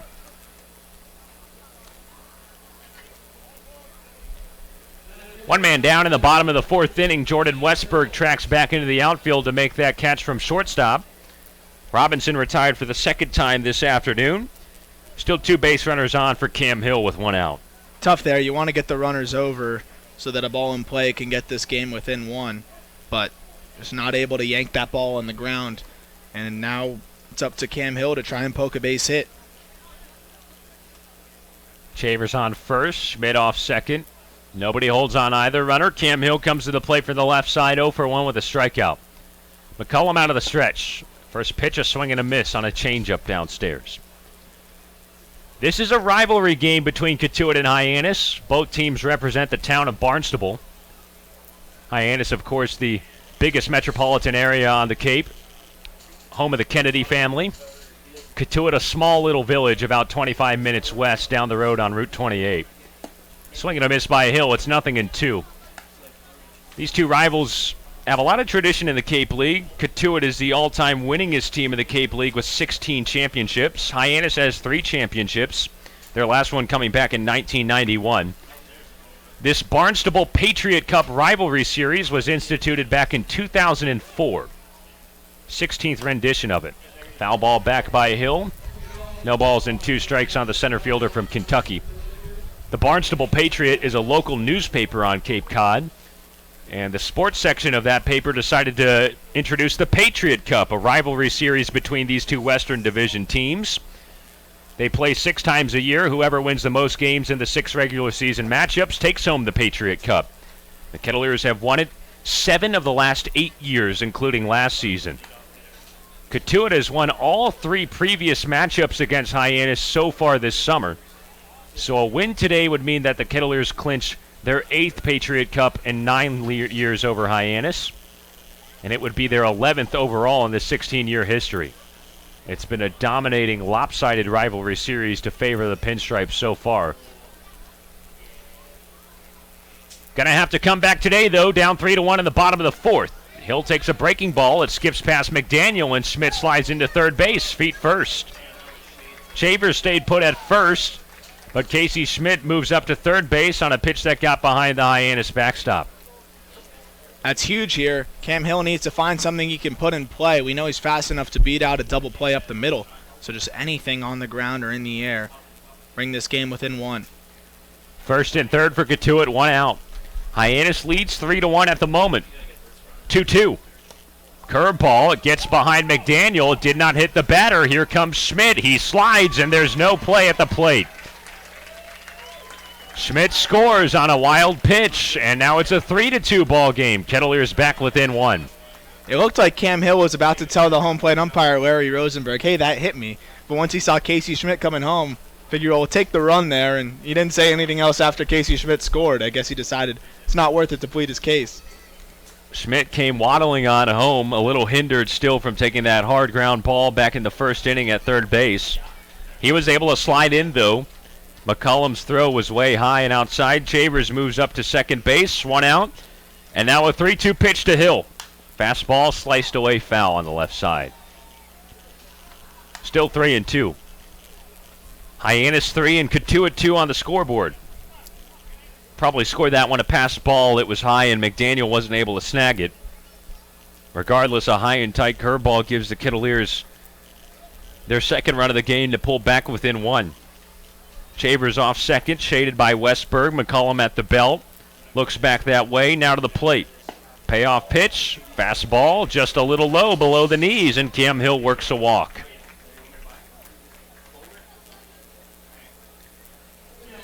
Cotuit's got first and second again with 1 out. Cody Pasek a chance to get the Kettleers on top, down 3-2 in the bottom of the 4th. Pasek 0 for 1. He grounded out to short back in the second inning. Time called, and Chad Gassman comes out of the dugout. He senses the danger, and he needs to pull the ball away from his right-hander and Tommy McCullum. We'll be right back in just a moment. A new pitcher set to come out for Hyannis. Kettleers only down by 1, 3-2. 2 on with 1 out in the bottom of the 4th. Be back after this break on the Cape Cod Baseball Network.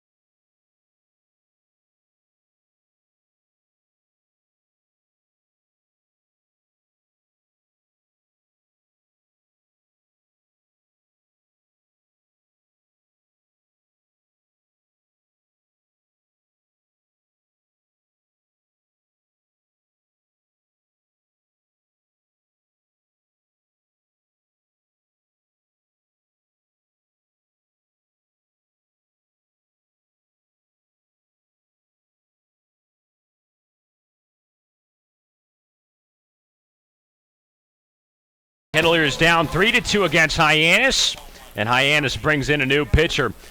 It's a lefty from the bullpen, Trevor DeLate from the University of Maine, a native of Bangor, Maine, 6 foot 95 pounds rather. 0-1 with an 18.89 ERA. It's his 4th appearance on the year. He's just tossed 3 1/3 innings. He struck out 4, walked 1, and given up 11 hits. He's given up 7 runs in his 3 outings so far. Cody Pasic's the batter from the left side, 0 for 1 today with a ground out to short. 3-2 Hyannis. Both runners skip off. Hill on first, Chavers on second. DeLate to the plate. Curveball down and away. 1 ball and no strikes on Pasic. So that's it for Tommy McCullum. He goes 3 1/3, allowing 2 runs on 3 hits so far. He is responsible for both runners on, and Chavers and Hill, both of them walked. Westberg shades. Chavers the lead runner. He skips off second. DeLate holds at the belt. Stands straight up. Now the 1-0. Fastball runs outside. 2 balls and no strikes on the all-star Pasic. Cloudy skies at Lowell Park. Wind's blowing out a little bit. Cody has not hit a home run so far this year. 5 ribbies. Had the off day yesterday and went 0 for 3 with a walk on Monday at Bourne. Leg lift in the 2-0. Fastball skied to straightaway center field. Jordan has a beat and now comes in a few steps for it. He's got it for out number 2. Pasic gets under one. DeLate retires the first batter that he faces out of the pen. 2 down with 2 on in the bottom of the 4th. Cotuit still down by a run, 3-2 with Robbie Martin at the plate.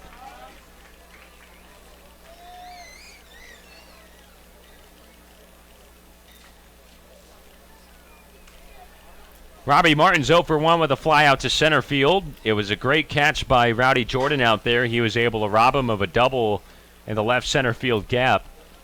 That was back in the 3rd inning. A couple batters before Gonzalez bashed out the home run to right field. Breaking ball in there for a strike. Martin takes a strike. He's just 2 for his first 13 with the Kettleers. Limited action for the sophomore from Florida State. Hill leads off at first. Nobody holding on. Chavers on second. Westberg backs off. DeLate the 0-1. Fastball just misses the inside corner. 1 ball and 1 strike on Martin. Hyannis posted up a 3 spot in the 2nd off Reed Johnston. Cotuit has answered with 2 of their own. A home run from Gonzalez back in the 3rd. And Schmidt scored on a pass ball in this inning. 1-1, wave and a miss on a changeup. Martin's down in the count, 1 ball and 2 strikes.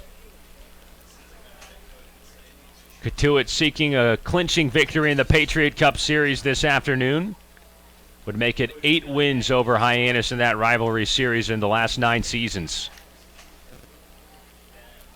DeLate ready at the belt. Both runners skip off. Nobody holding. 1-2 fastball in the dirt. Scooped up by McDaniel. 2-2.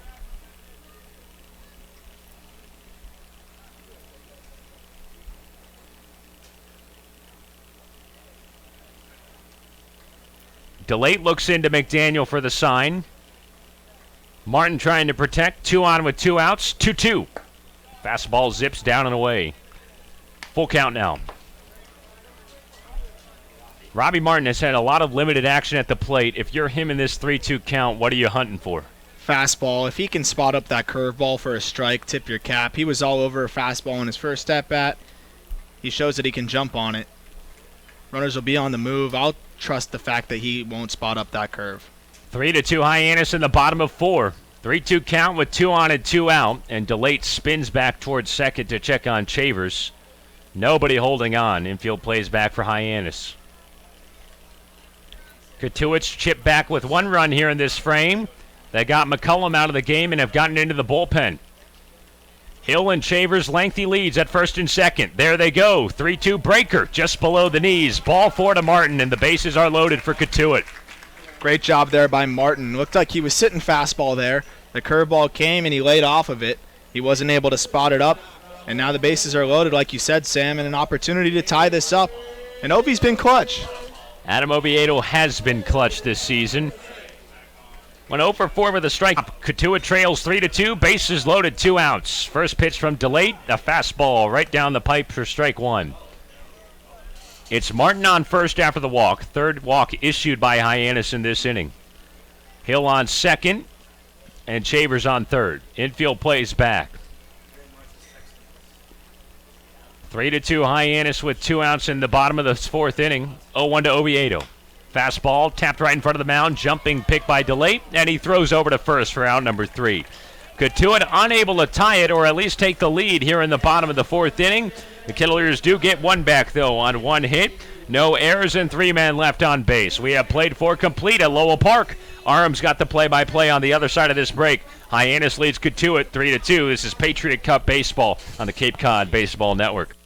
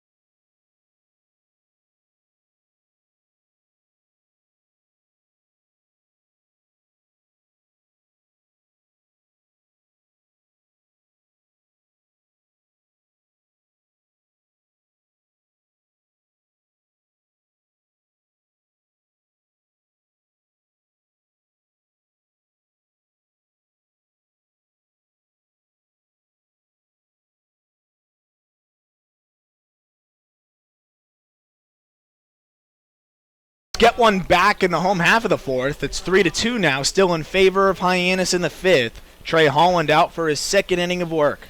He faces the middle of the order. It's Trevor Hauber, Ian Fair, and Jackson Olsen.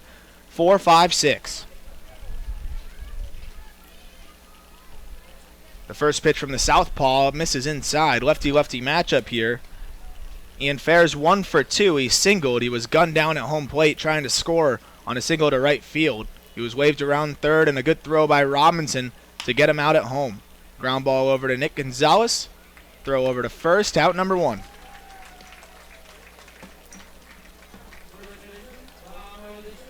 So Hauber's retired. He grounded out. And now it's Ian Fair, rather.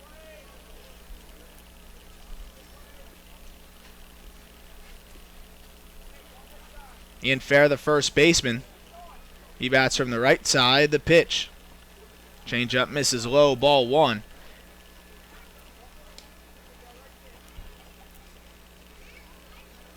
Bats from the right side. The high Sox. The first baseman continues to hit now in his 13th game for Hyannis. He's upped his average to .444 with a hit today. Count's evened up at 1-1. We get our first look at Trey Holland. Curveball, chopped foul down the third base line. Holland from Sewanee. That's a Division II school in the Southern Atlantic Association.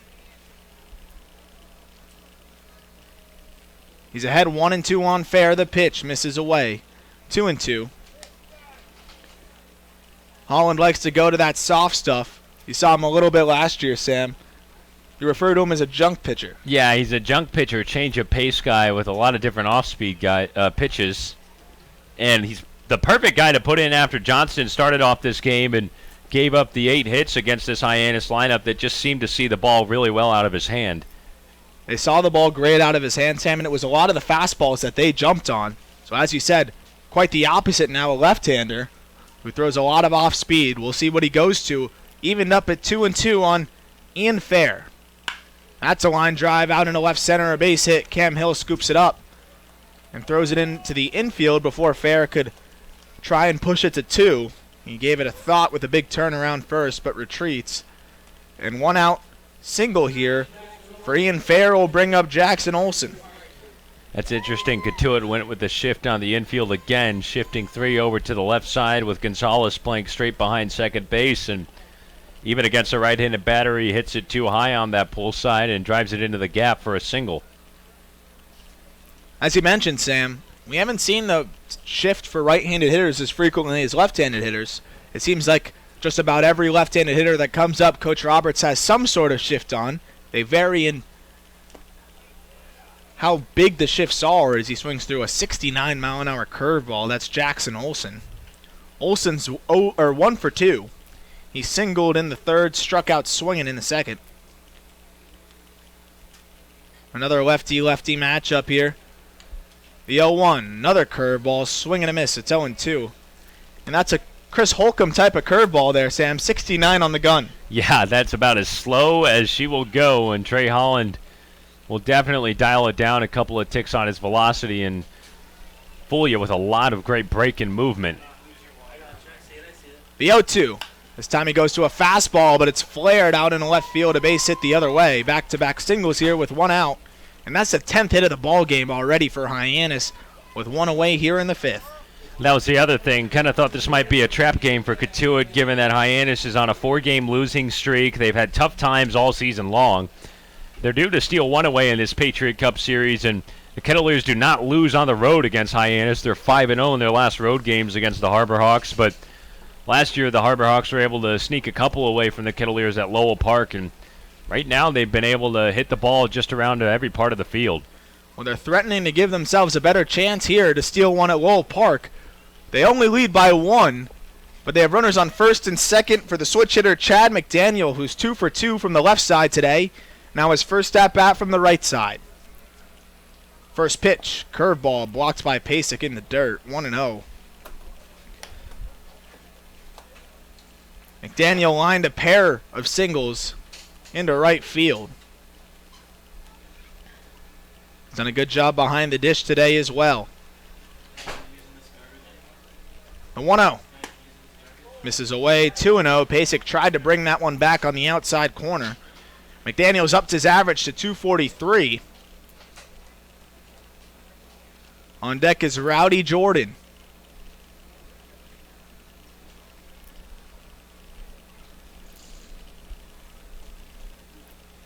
The 2-0 pitch from Holland. Curveball misses away. Pasek back pick to first. But Olson's just able to dive back and beat the throw. A good job by Pasek there to try and steal an out. Not quite quick enough, and it's 3-0 with 2 runners on. Fair on second, he singled. Olson followed that one up with another single. And now McDaniel ahead 3-0. The pitch misses away. Ball 4, bases loaded now for another switch hitter in Rowdy Jordan. So Cody Pasek will go out and talk to his southpaw, Trey Holland. Holland making his first appearance in the Cape League this season. He was up for a cup of coffee last season during the Kettleer playoff run. Now in it for a little bit more of the long haul this year. That's a second mound visit as home plate umpire Larry Rosenberg lets us know in the press box as we keep track here at Cape Cod as part of the speeded up initiative across all levels of baseball. So now it's Rowdy Jordan, another switch hitter who bats from the right side. The infield's drawn in with the bases loaded. 1 away. First pitch to Jordan. Strike on the outside corner, 0-1. Just 83 on the gun there. Jordan's 1 for 2. He singled back in the second and later scored as part of that 3-run second inning. Curveball blocked by Pasek. It's 3-2 here. 3 runs on 10 hits for Hyannis, just 2 runs on 3 hits by Cotuit. One of those runs, a Nick Gonzalez solo shot. Cotuit trying to keep this game within striking distance. Hyannis threatening to blow it out of reach. The 1-1. Changeup fouled away. 1-2.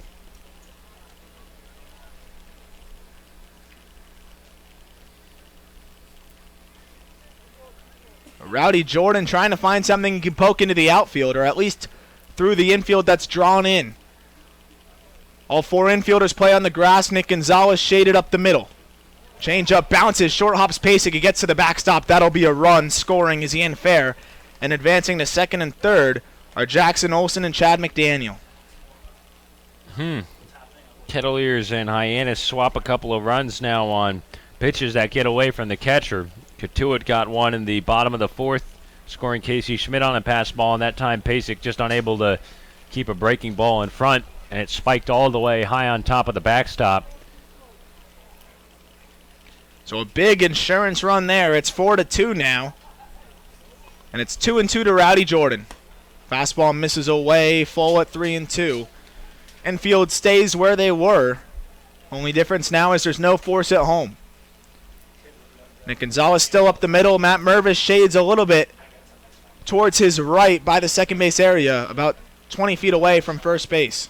The 3-2 curveball, swing and a miss, blocked by Pasek. He checks on third, but he's able to tag him before he could run up the line for out number 2. A big out there for Trey Holland and the Kettleers.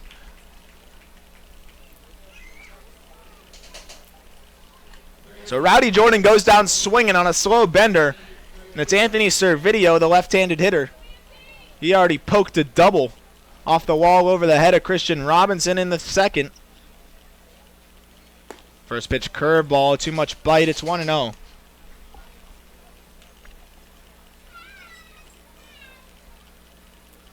Servideo bats from the left side. This curveball is a strike. 1-1.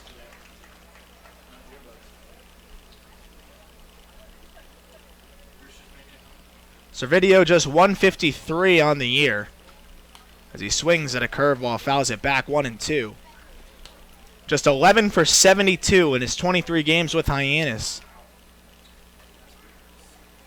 14 walks as opposed to 26 punch-outs. Holland trying to make it 27. The curveball misses inside. 2-2. This is the guy that Holland wants. On deck is Jordan Westberg, the best hitter on this Hyannis ball club, and possibly one of the best hitters in the Cape. The 2-2. Curveball misses low. It's full at 3-2. This is the pitch right here. If you get this pitch and win the battle, you keep it at a 2-run game. Hyannis turns another couple base runners in scoring position. Payoff pitch. Fastball lifted out into right field. Robinson going back towards the wall, puts his arm out and makes the grab right against it for out number 3. So Servideo gives it a ride, but just not quite enough juice. It ran out of gas right before the wall, and the Kettleers are able to limit the damage to just 1 run. It's 4-2 now in favor of Hyannis. We'll go into the home half of the 5th. You're listening to Cotuit Kettleers Baseball on the Cape Cod Baseball Network.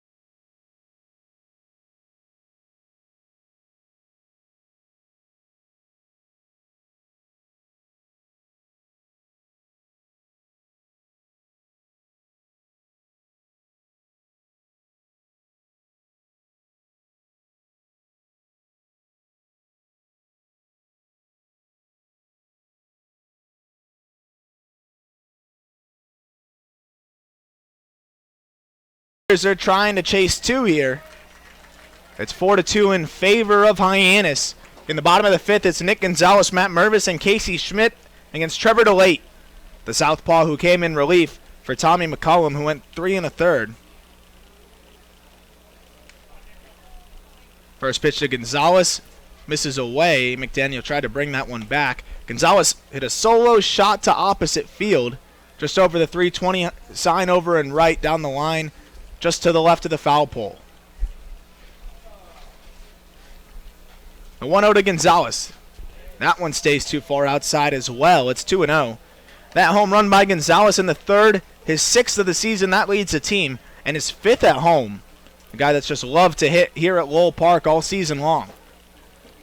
Ahead 2-0 here. Jackson Olsen playing in at third. Pitch is lifted out into right field. We'll see if Goodman can get there in time. He ranges towards the wall and makes the grab right in front of the 320 sign. Unfortunately, this time it was about 10 feet shorter than the ball he poked out. Yeah, basically the exact same spot for Gonzalez from the home run back in the third. His opposite field swing and power are just beautiful. Really, really nice. So it's Matt Mervis now. The first baseman from Duke, 0 for 2. Mervis had 2 hits for the Kettleers yesterday, the only player with a multi-hit ball game. He doubled and singled. That's a line drive into center field, a base hit. Matt Mervis stays hot. And the Kettleers have the tying run at the plate now in the 5th inning, and we'll have a pinch hitter. It's Mason McCorder. So McCorder will pinch hit for Casey Schmidt, who was looking hobbled still the rest of the ball game after getting hit below the belt by that hard ground ball. And it looks like Coach Roberts is probably erring on the side of caution. Yeah, this is not a bad sub at all. Mason McCorder has seen the ball well at the plate. Got to imagine that he'll play first base for the rest of the game, and then Mervis will move over to third base. So McCorder now at the plate. He bats from the left side. He's been swinging a good bat for the Kettleers. 345 in his last 10 games.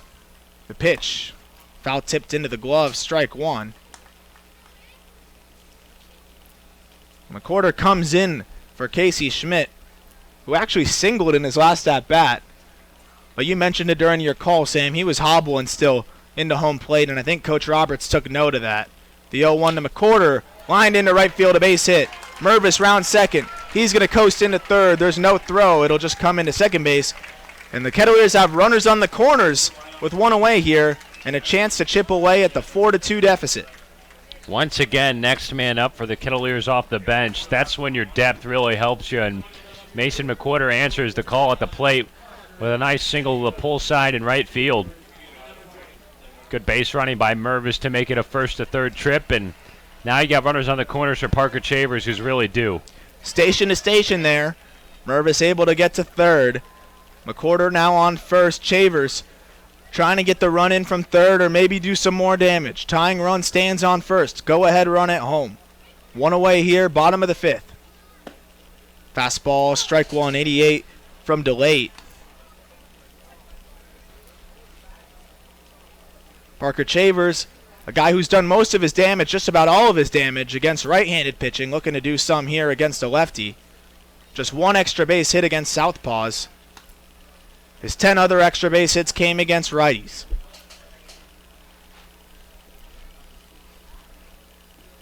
Infield plays back. They'll go for the double play here with 1 out. Chavers, a guy who can move up the line. The 0-1 in the dirt, 1-1. Good block there by McDaniels. Chavers is 0 for 1. He struck out in the 1st, walked in the 4th. He was ultimately stranded at 3rd, and a bases loaded opportunity where Adam Oviedo grounded out to the pitcher at the time, Tommy McCollum. The 1-1 pulled foul off the first base dugout, 1-2. Chavers was way ahead of that 84-mile-an-hour breaking ball. So Chavers trying to put the ball in play here. Mervis on 3rd, he singled. He advanced to 3rd on the single by McCorder. Runners on the corners, 1 away. Chavers behind, 1-2 on deck is Christian Robinson. The 1-2. Curveball again blocked by McDaniels, 2-2. And Chavers is not alone in only doing damage against right-handers. Kettleers as a ball club have scored 4 times the runs against right-handed pitching and just double the at-bats. 2-2. Pick off over to first. He dives back.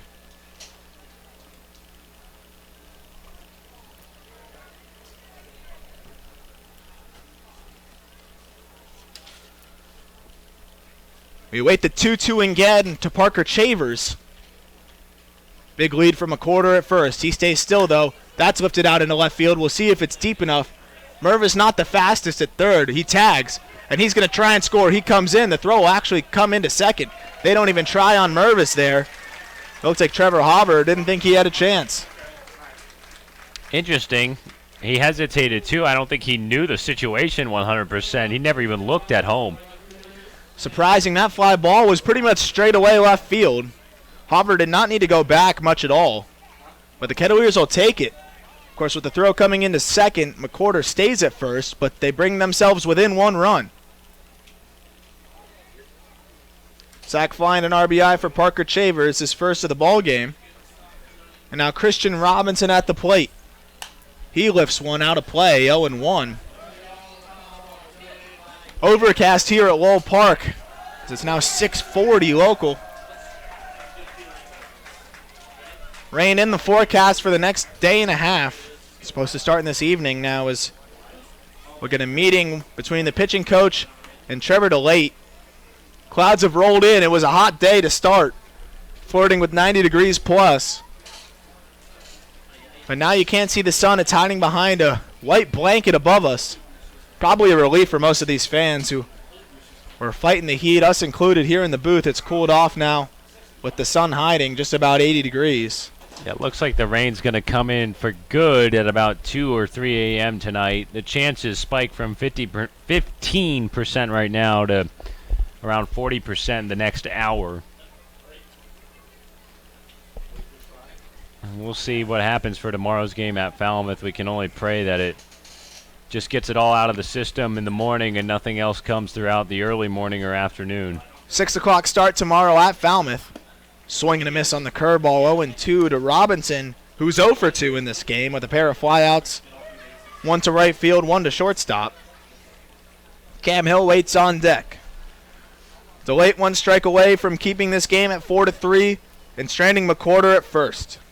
The 0-2 pitch. Swing and a miss. Got him on a changeup, strike 3. But the Kettleers get 1 back. It's 4-3 in favor of Hyannis as we go into the 6th.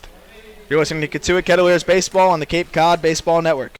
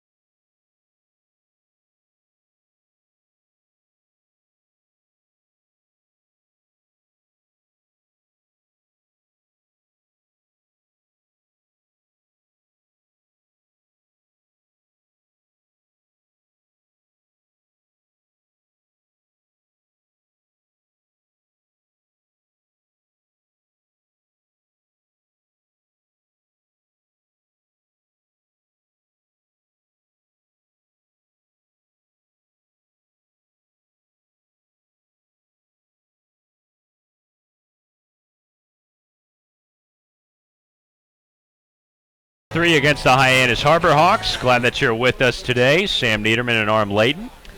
Hyannis back at the plate with the top of their order for the top of the 6th inning. Jordan Westberg, Jared DeSantolo, and then Hunter Goodman. Trey Holland, the lefty, making his third inning of work on the mound out of the pen. First pitch to Westberg, pulled the string on him with an off-speed pitch, 0-1.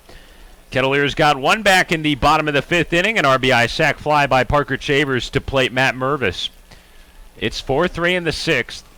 4 runs on 10 hits for Hyannis. Holland to the plate, breaking ball chopped over to short. Oviedo gloves it, throws, and makes the play by a step for out number 1.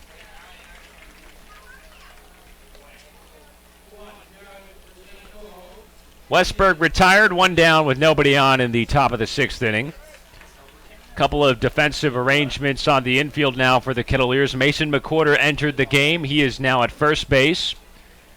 A sub for Casey Schmidt, who has exited the game. Matt Mervis moves over to third.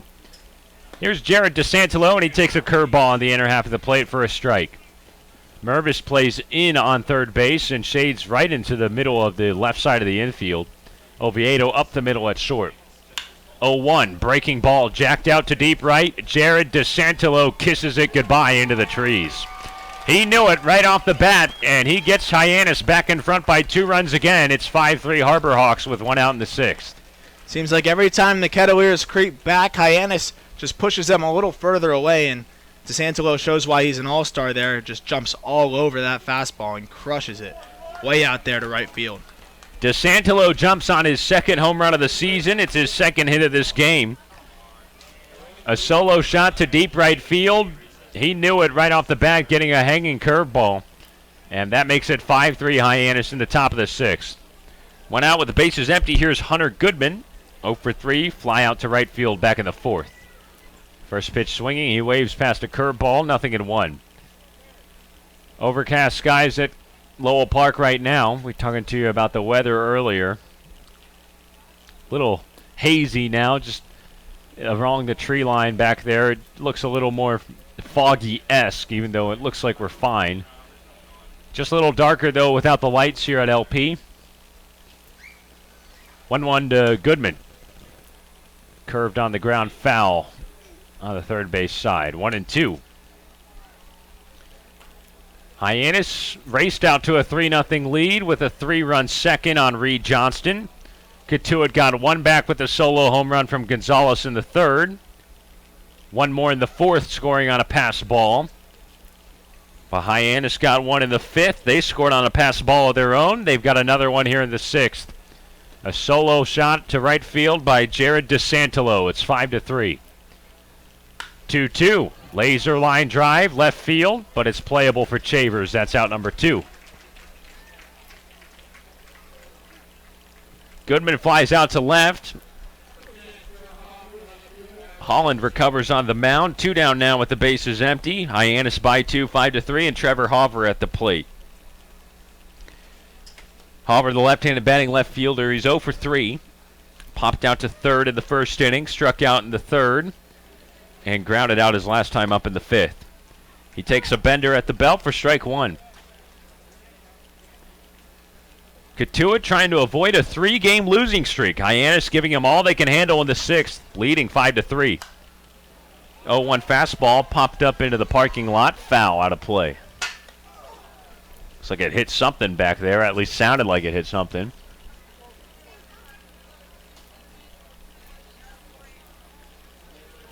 Base is empty with 2 away. Holland winds up. 2-strike pitch.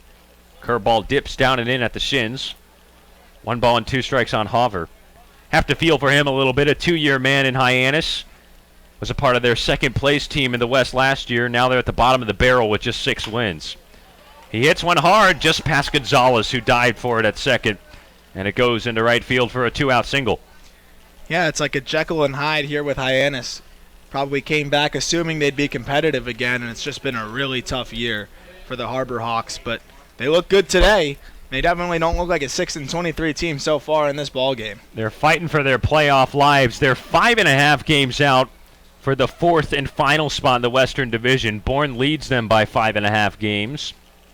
Bourne's just 12-17. Hyannis 6-23-1. The Harbor Hawks have lost 4 in a row, including a 4-3 defeat last night at Harwich. Next man up, Ian Fair, big right-handed batting first baseman, and he takes a breaking ball on the outside corner for a strike. Fair's 2 for 3 with a couple of singles. He was thrown out at home trying to score on a hit back in the third. He scored back in the fifth on the pass ball. 0-1, sliced off foul. It's 0-2. Cotuit shifts the infield again. Nick Gonzalez swings over a little bit towards the middle at second base. McWhorter holds on the runner and Hauber at first. Tons of space on the right side of the infield. 5-3 Hyannis, 2 outs and a man on in the sixth. Holland holds at the letters, leg lift, there goes the runner. Fastball in the dirt, throw down from Pasek, swipe tag from Gonzalez, but not in time. 1 ball and 2 strikes now on Fair. Credit Trevor Hauber with a stolen base to get into scoring position. Hyannis has extended their lead to 2 runs again. A solo jack by DeSantolo in the right field makes it 5-3. Man on second with 2 away. Gonzalez holds. Holland looks back. Hauber shuffles off. And a 1-2 fastball grounded right into center field. Hill sprints in for it. He fields it on the ground. Here comes the runner, and Hauber throws up the line, and Hyannis takes a 6-3 lead on a 2-out RBI single by Ian Fair. It actually wasn't a bad throw from Cam Hill. It had a chance, but it just hit the side of that mound and ticked over up the line, or else that could have been right about towards home plate, or at least a little bit up the line, but there would have been a shot at the runner at home. Ian Fair continues to crank out hits for Hyannis. He's now 3 for 4. That RBI makes it a 6-3 game. Hill came in. He knew he would have a play at the plate, judging by the way that he rounded to that ground ball single. But it did grace off the edge of the mound, and that caused it to jump up the third baseline, and there was no play or tag for Pasek at home. So Hyannis with 2 runs here in this visiting half of the 6th inning. It's 6-3. Man on first with 2 away. And the first pitch to Jackson Olsen. Popped up into left field. Chavers steps in a few times. He gloves it for out number 3. Hyannis extends their lead at 6-3, heading into the bottom of the 6th. 2 runs on 3 hits. No errors and 1 man left on base. Cotuit at the plate when we return. This is Cotuit Kettleers Baseball on the Cape Cod Baseball Network.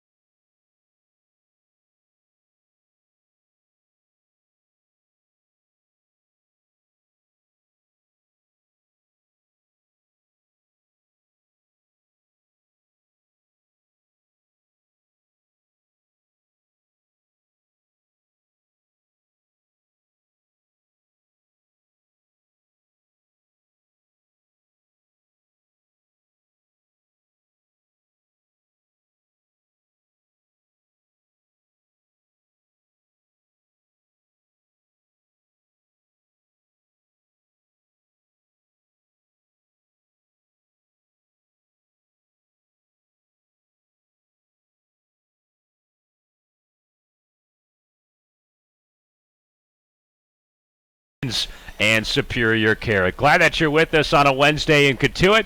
Kettleers trailing 6-3 against Hyannis. We're in the bottom of the 6th. Trevor DeLate, the left-hander on the mound. Middle of the Cotuit lineup due up next. Cam Hill, Cody Pasek, and then Robbie Martin. 6, 7, and 8. Sam Niederman and Aram Layton. And a special happy birthday to Aram. It's his 22nd birthday here in the booth. Hope you've had a great day, my friend. Thank you very much, Sam. It's hard to beat a birthday at Lowell Park here. Hopefully the Kettleers can play a little bit better against last place Hyannis, but other than that, it's been great. You thought you had a guaranteed birthday win coming into today. I'm not going to lie, and Coach Roberts did say never overlook any opponent. That's something he's mentioned a few times, but I'll be honest, I might have overlooked Hyannis a little bit here, and at the end of the day, these are all talented players that are in the Cape for a reason, and they're showing it. Cotuit's in a 6-3 hole in the bottom of the 6th. Cam Hill is even in the count. 1 ball and 1 strike. It's Arm's 22nd happy birthday to him. Make sure that you give him your best wishes on Twitter. What's your Twitter handle? Aram Layton 8. ARAMLEIGHTON 8. Yes, sir. Thank you. That's the Twitter handle. Happy birthday to Aram, our Kettleers broadcast member here in the booth. He's done an excellent job all summer long for us, providing all kinds of great perspective and It's his birthday today, his 22nd, and hopefully the Kettleers can get him a win. A little tapper in front of home plate. McDaniel charges, guns it to first. Stretching catch by Fair, but it took him off the bag. Hill safe at first on an infield hit. Just the 6th one of the afternoon for the Kettleers, and maybe that gets something started for a rally in the home half of the 6th. Well, Cam Hill can fly down the line, and the second he hit that little nubber, he knew he had a chance to beat it out. McDaniel had to rush it, and the throw tugged him off. I'd score that an infield single, and that's exactly what they did. Hill's aboard. He reaches for the second time in 3 tries. Here's Cody Pasek, 0 for 2. He flew out to center against Delayed back in the 4th. Mainer versus Maine matchup. A couple of Maine players at the plate here, and Cam Hill runs on the first pitch. A breaking ball in the dirt, and he beats the throw from McDaniel to steal a base. The little things there. Westberg's tag was phenomenal to even make that close. He picked it, and all in one motion was able to sweep that tag over. And he almost got Cam Hill on a throw that looked like it had no chance. Westberg is just so talented out there. One of those guys that you could see really projecting to the big league level. It was a close play, but Hill was able to beat it. 1-0 home, outside to Pasek.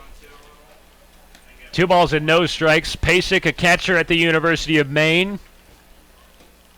It's Delayed, a left-hander at the University of Maine, a native of Bangor, Maine. Pasek playing on his home turf here in Cotuit. It's got to be a fun little rivalry matchup for them. I'm sure they'll talk about once they get back to campus in Orono in the fall.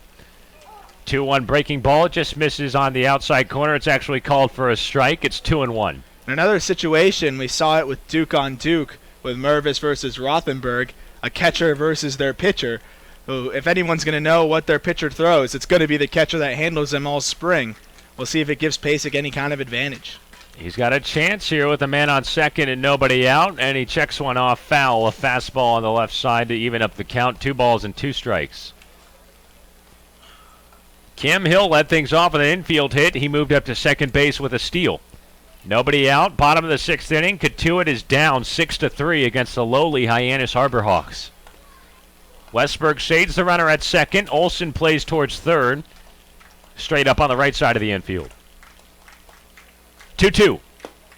Breaking ball. Check swing by Pasek, and he did go around according to the home plate umpire Larry Rosenberg. Delay gets the better of his main teammate. That's a strikeout and out number 1 in the 6th.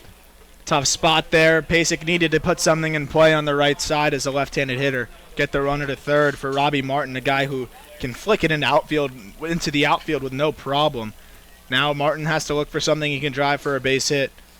Her percentages go down a lot with a runner on second, 1 out, versus a runner on third, 1 out. Martin's 0 for 1 with a walk his last time up in the 4th. Leg lift in the first pitch home. Breaking ball outside, 1 ball and no strikes. 6-3 Hyannis in a surprising game, bottom of the 6th inning. Man on second for the Kettleers and 1 out. Hyannis tacked on 2 more in the top half of this inning. Jared DeSantolo took it deep. A solo home run to right. And then another run scored on an RBI single from Ian Fair. 1-0. Martin looks at a fastball on the outside corner. 1 ball and 1 strike. We were mentioning Hyannis' struggles in the last half inning. The Harbor Hawks have gone below 500 in the Cape League 5 times since 2010. They're en route to their 6th season sub 500 in this decade. Hill sliding off second, back pick by DeLate to try and tag him. Westberg swung in there at the last second to cover the base. Hill was going way out there on his lead, and I don't think he realized that there was a backdoor cover. He was trying to swipe third there. He knows how important it is to get to third base with just 1 out. And he thought he might be able to get an early break on the pitcher DeLate, who wasn't looking at him. But last second he did. 1-1. Martin grounds 1 foul on the right side, 1-2. You mentioned Westberg's glove work, trying to tag Hill on the last steal from Hill to get into scoring position. That time, some nifty coverage on second base and a good delayed spin by DeLate, maybe a little too delayed. He had no idea the runner was hanging out halfway in between second and third there. 6-3 Hyannis in the home half of 6, 1-2 to Martin. Wild fastball high and outside, 2-2. Hill with plenty of dirt on his white home uniform. He paces off second base. Westberg shades right behind him. Cam rounds off the bag, waits for DeLate to get set. He looks in and now comes set. Cam works back into the baseline. Westberg backs off. 2-2. Wave and a miss by Martin. A strikeout for out number 2. And I can't remember the last game we've seen Cam Hill with a clean jersey. He's just such a gritty player. He's always diving around, and I don't think I've ever seen his Kettleer jersey not covered in clay or dirt or grass or something along those lines. He is a dirt dog, as they like to say. Definitely a grinder. He's still on second with 2 away. Hyannis backs off and sets the defense at normal depth on the infield. Adam Oviedo next up, 0 for 2 with a ground out to the pitcher back in the 4th. First pitch curveball from DeLate, low and away, 1 ball and no strikes. Reed Johnston touched up in 3 innings of work. He gave up all 3 runs in his inning back in the 2nd. Hyannis has added 3 more since. 2 runs in the top of this 6th, sparked by the DeSantolo solo home run. Kettleers down 6-3 in the bottom of the 6th. Tommy McCullum worked 3 1/3, only allowing 2 runs for Hyannis in his start.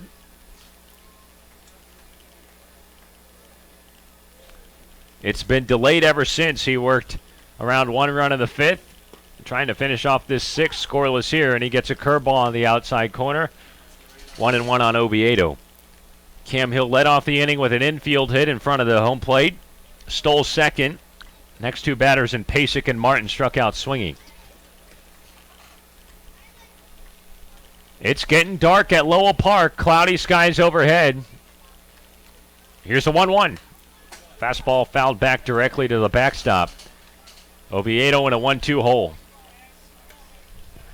Mike Roberts in the third base box, pacing back down towards his dugout, says, "Come on, Adam, here we go, buddy." 6 runs on 13 hits and no errors for Hyannis. 3 runs on 6 hits and 1 error for Cotuit. Runner on second in Hill with 2 outs in the bottom of the 6th inning. Time called at home plate. Nick Gonzalez would represent the tying run. He's on deck. Wonder if we'll be able to get a full 9 innings for this one tonight. We have already played the necessary 5 innings to make it a complete and official ball game. DeLate's ready out of the stretch. Leg lift in the 1-2. Wild fastball high and away. 2-2 on Oviedo. The thing is, we're well ahead of the sunset still. It's just the clouds, so if the clouds are able to break up, we might have a shot, but right now it doesn't look like there's any hope for that. It's just an overcast sky to infinity. No sign of any breakthrough anywhere. Hill off second, nobody holds. 2 outs, 2-2. Breaking ball dips just outside. 3 balls and 2 strikes on Oviedo. There's activity in the Kettleer bullpen. Beck Way was stretching and tossing earlier, although that might have just been practice work. Saw Bo Hofstra also stretching and tossing. It is Beck Way actually throwing down there. Kettleers down 6-3, home half of 6. Man on second, 3-2. Fouled away on the right side, and Oviedo stays alive. Cotuit has beaten Hyannis in 3 ball games and 3 tries so far this season. A win today would mean another Patriot Cup staying home in the village of Cotuit. Hyannis trying to stay alive in the rivalry series and snap a 4-game losing skid. Nobody holds on Hill. Dirty uniform just off second base. 3-2. Fastball just low. Ball 4 to Oviedo, and that extends the inning.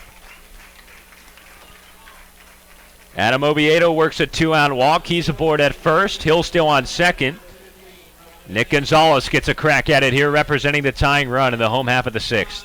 Well, this is what you want here. This is your chance. Like we said, we don't know how many innings the Kettleers can go, so got to make the most of this, and this is who you want with the tying run at the plate. Nick Gonzalez has collected 2 of the Kettleers' 6 hits so far in the afternoon. A single in the 1st, a solo home run in the 3rd, and a fly out to almost the exact same spot he hit that home run in right field back in the 5th. 2 on for him with 2 outs. DeLate to the plate. Slider on the outside corner for a strike. 0-1. Gonzalez bats from the right side. He's got the high socks on today. His family has been in town for the last week to watch him, and they look on from the third base grandstand. Nobody holds on either runner. Kettleers down 6-3. 0-1 breaking ball slides into the shins. 1 ball and 1 strike. Time winding down at Lowell Park. No lights at the park. Cloudy sky overhead. It's getting pretty dark. No telling how many outs the Kettleers have left to play with. The focus is now, and they're down to their final out here in the bottom of the 6th with 2 on. 1-1, fastball low at 88 miles an hour. Gonzalez turned the hands on it, but did not break the plane, according to Jeff Kinney, our first base umpire. It's a hitter's count, 2 balls and 1 strike. Matt Mervis, the power-hitting corner infielder out of Duke, is on deck, 1 for 3 with a run scored. Hill led things off with an infield hit. Oviedo, the 2-out walk to keep it alive. 2-1. Fastball just misses low again. 3 balls and 1 strike. You got to figure they're going to come into Nick Gonzalez here. As scary as he is of a hitter, Matt Mervis on deck already lined one up the middle, and you don't want to put the tying run on base for the 2-hitter that's been swinging a good bat. 6-3 Hyannis, bottom of the 6th, first and second with 2 away. Delayed the 3-1. Fastball, he got it on the inside corner for a strike. A delayed call by the umpire behind the plate. Nick Gonzalez had already tossed his bat and was trotting down to first base. He was halfway there almost. He was getting on his horse. Larry Rosenberg took a beat to make that strike call, and now it's a full count on Gonzalez with 2 on and 2 out. Gonzo resets with a couple of practice swings outside the right-handed batter's box. Hyannis looking for their first win over Cotuit this season. Kettleers trying to snap a 2-game losing streak at home. 6-3, runners on the move. Fastball lined right back up into the middle. Base hit to center. Hill comes on to score. Throw from Jordan to third. Gets away from Olsen. And a backup by Delate to keep the runners at bay.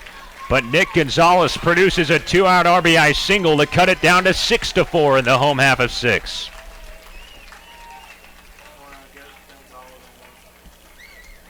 Nick Gonzalez with his 3rd hit of this ball game, his 2nd ribby, and it scored Cam Hill from second. Adam Oviedo slid into third. Rowdy Jordan threw it that way. It got behind Jackson Olsen and ricocheted off the Kettleer dugout. Delay backed him up at third. Otherwise, Oviedo might have had a chance to go home. Now Chad Gassman comes out to the mound. He wants to go to the bullpen. 2 in scoring position for Cotuit with 2 outs in the bottom of the 6th inning. It's still 6-4 Hyannis, but a new Harbor Hawk pitcher set to come on, and we'll get you that name on the other side of this break. RBI single by Gonzalez. We've got a little bit of a ball game brewing. Not much light here at Lowell Park, but we'll keep on playing. New pitcher when we come back on the Cape Cod Baseball Network.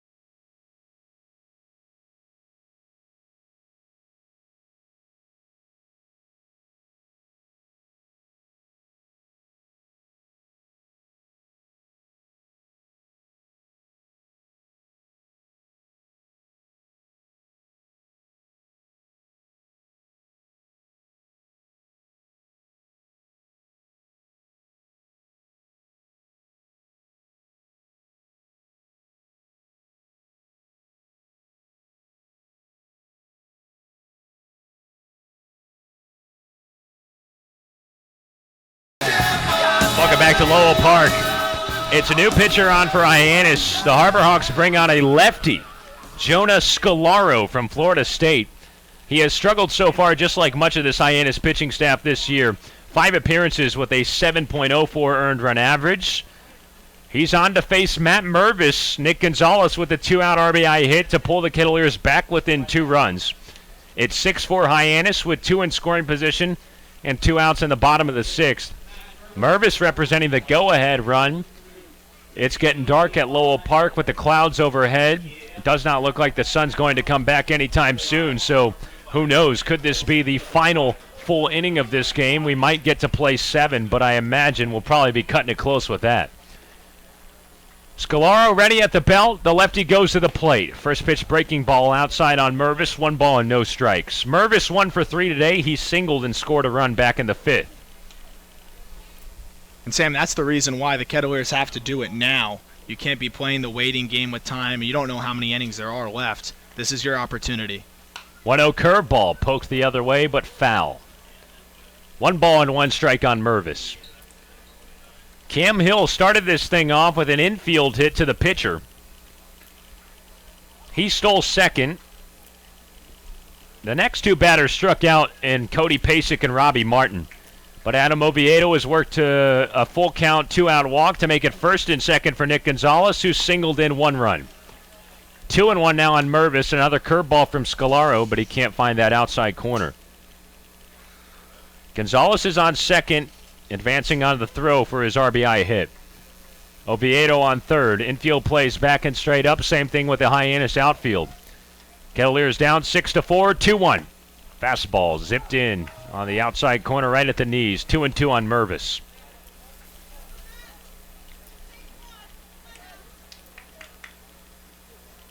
Gonzalez has brought the Kettleers back within 2. Second and third with 2 outs in the home half of the 6th inning. Hyannis in front 6-4, 2 balls and 2 strikes on Mervis.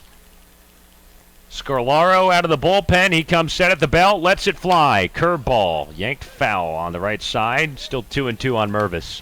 Good job by Mervis there to get a piece of that. That curveball was in a great spot, and he just got enough of it, and he'll live to see another pitch. If he can get it to 3-2 here, he could get a much better pitch. Just try and stay alive here. Will it be Hyannis getting a win in this Patriot Cup Series, their first time in 4 tries? Or can the Kettleers clinch a Patriot Cup at home? 2-2 breaker, a good block by McDaniel. He kept it in front, and it's a full count on Mervis. That's huge now. The runner's on the move. A single will score Nick Gonzalez, no problem.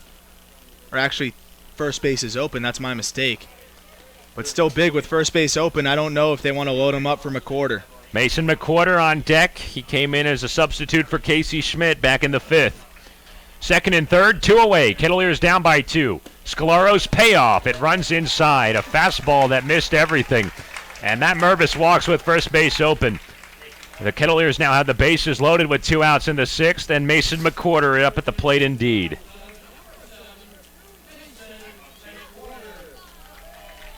Scalaro can't find the zone against Mervis. It's a walk to load up the bases for McWhorter, who's 1 for 1 today. He singled in his first time up in the 5th. 6-4 Hyannis, bottom of the 2nd with 2 outs. Scalaro out of the windup with the bases loaded. First pitch fastball, just a tick outside, 1-0 on McWhorter. Gotta imagine this is the last opportunity for the Kettleers, given the darkness situation at Lowell Park and the overcast sky overhead. 1-0. Fastball, grounded hard, right side, base hit. Oviedo scores. Here comes Gonzalez. McWhorter has tied it in the 6th.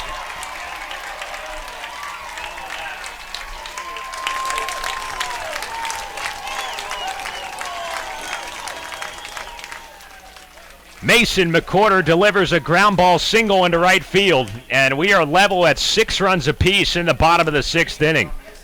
The 2-out rally continues for Cotuit. McWhorter picks up his 2nd hit of the game. It's a 2-run single that plates Oviedo and Gonzalez. The Kettleers fans that have hung around on the third base side, a lot of them standing up on the concourse, applauded. A lot of great cheers on that last hit. 2 on with 2 out. Here's Chavers, and he takes a curveball outside for ball 1. A new game, 6-6 ball game. Kettleers have scored 3 in the home half of this 6th inning. All of them coming home with 2 outs. Parker Chavers at the plate ahead in the count, 1-0. 0 for 1 today with a strikeout, a walk, and an RBI sac fly in the 5th. Scalaro ready at the belt. He deals. Fastball spiked down to McDaniel, and he was just able to keep it in front with his glove. 2-0.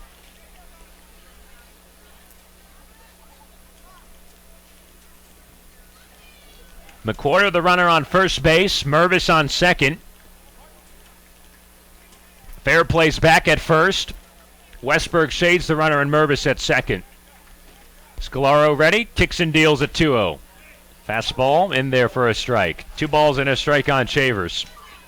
The Kettleers have rallied and have tied it here in the 6th inning. It's 6-6. Mason McQuarter, a 2-run single.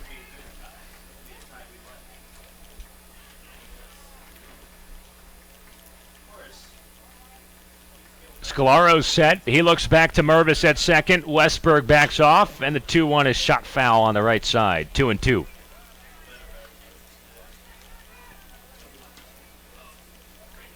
Chavers, the 8th man to come to the plate in this inning.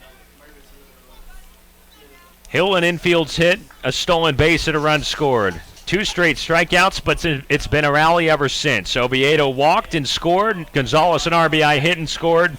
Mervis a walk, he's on second. 2-run single by McQuarter on first. Scalaro misses with a curveball in the dirt. 3-2 on Chavers now.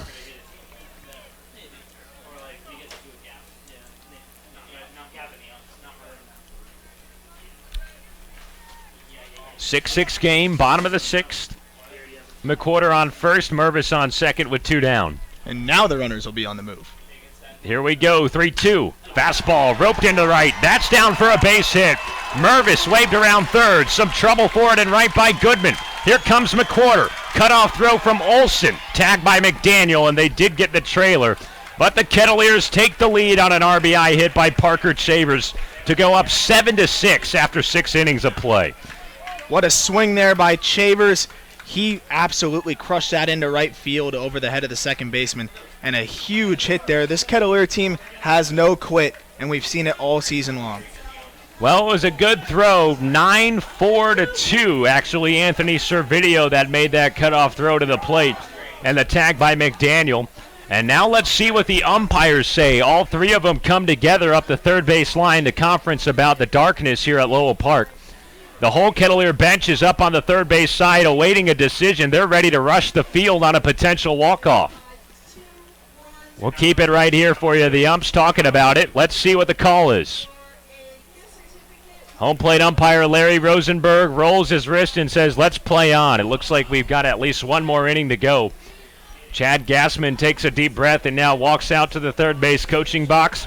We're still playing baseball at Lowell Park, but the Kettleers are in the driver's seat for the first time this afternoon.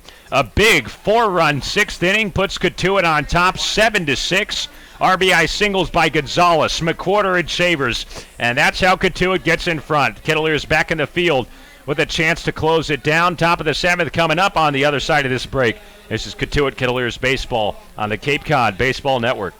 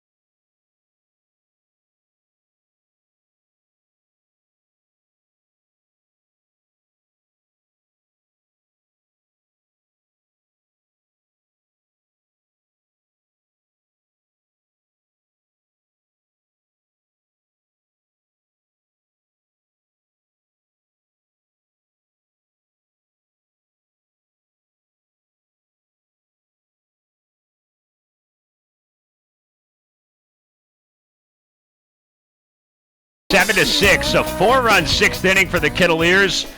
Puts the good guys on top here at home, and it's Bo Hofstra who comes on for this seventh inning of work. He relieves Trey Holland.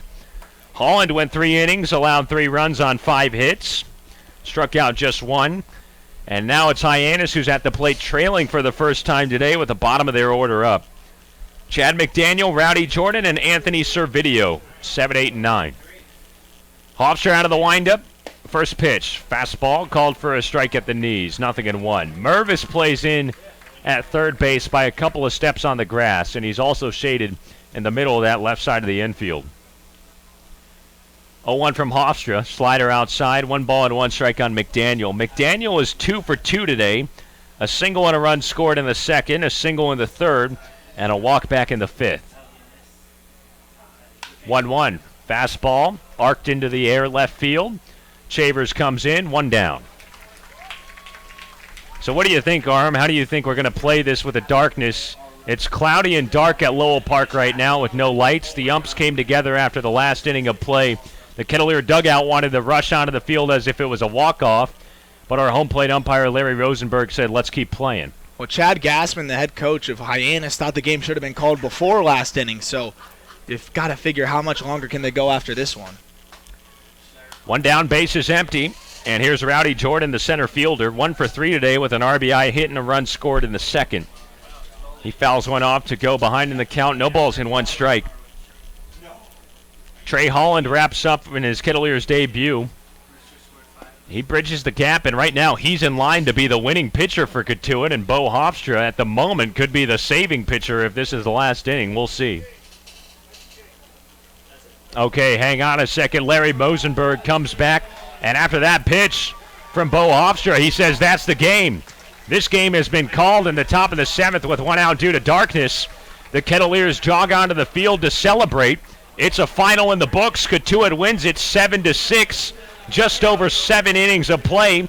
Chad Gassman not happy with it at all. Now, all of a sudden going down to the umpires and expressing his disagreement with that call. But it counts. It's a game. It's official. And it's a Kettleers win. Cotuit 7-6 over Hyannis. And the Kettleers take the Patriot Cup here in 2019. That's a weird way to win it, but they do, and a good job by the Kettleers. We said that could be their last chance there in the 6th, and it was. And that was like a 9th inning rally right there. I think they knew their backs were against the wall, and we can't talk about it enough. The fight from this Kettleer team time and time again. It's just been so impressive. Well, that's one way to win a rivalry series. The Kettleers are Patriot Cup champs over Hyannis for their 11th time in this 16th year rivalry series, and the 8th time in the last 9 years. And it was straight domination all throughout the season, with the exception of today, a wacky one, but the Kettleers rally in the 6th and post up 4 runs. Parker Chavers, the game-winning hit. We started off the 7th with 1 out. It was Rowdy Jordan at the plate. And on the 0-1 pitch that missed low from Hofstra, Larry Rosenberg said, that's enough. That is the game. It's called due to darkness. And the Kettleers pull a rabbit out of the hat and get off their 2-game losing streak to beat Hyannis 7-6. We'll come back in just a moment, and we'll wrap this one up for good. This is Cotuit Kettleers Baseball on the Cape Cod Baseball Network.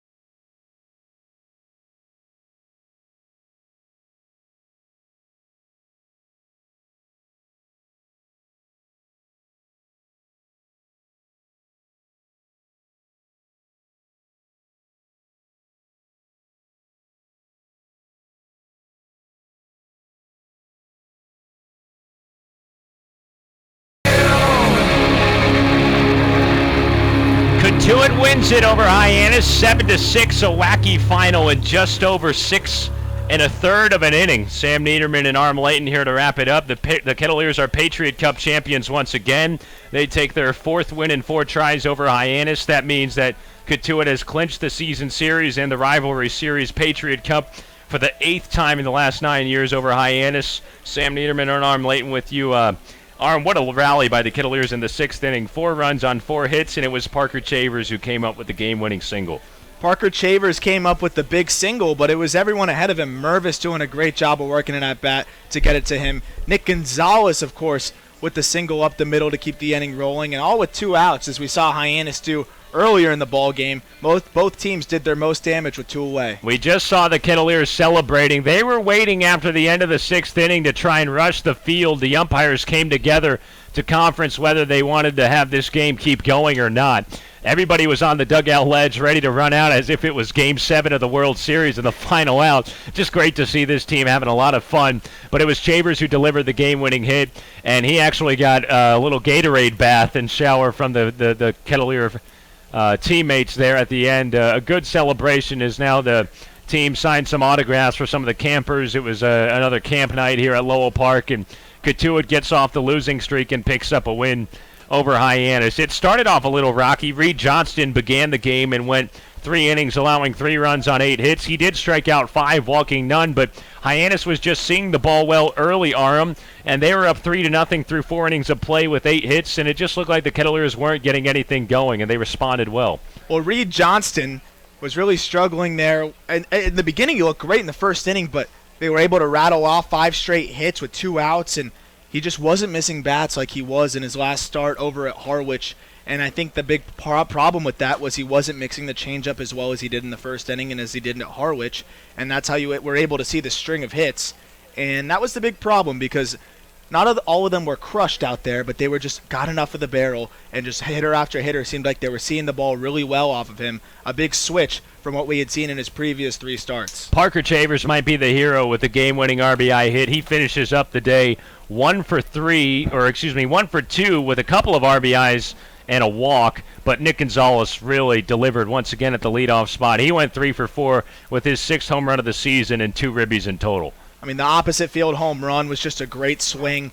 The first hit as well, the single the other way, another great swing. And then to battle 3-2 after thinking he walked, he comes back into the box. He was halfway up the line, regroups, and says, forget the walk, I'll take a single and 2 RBI, and he punches it right back up the middle. And he just continues to show how professional his approach is and the way he handles his game out there. And you can't forget about Mason McWhorter, who went 2 for 2 coming out as a sub for Casey Schmidt. He had an RBI single in the 6th that tied it, a 2-run single. How big was he, and just how has he done it at the plate over the last week or so after coming back after being sick for a little bit? Well, he's hitting .333 in his last 10 games since coming back from the flu. He's been huge, especially in those couple games that Nick Gonzalez was out with Loperfido having to slide over to second. It really made it feel like it wasn't as devastating of a loss. And then, of course, today, Casey Schmidt getting removed from the lineup, one of the hotter bats for the Kettleers. He picks up the slack again for Casey and goes 2 for 2, like you said, when he came in, including that huge hit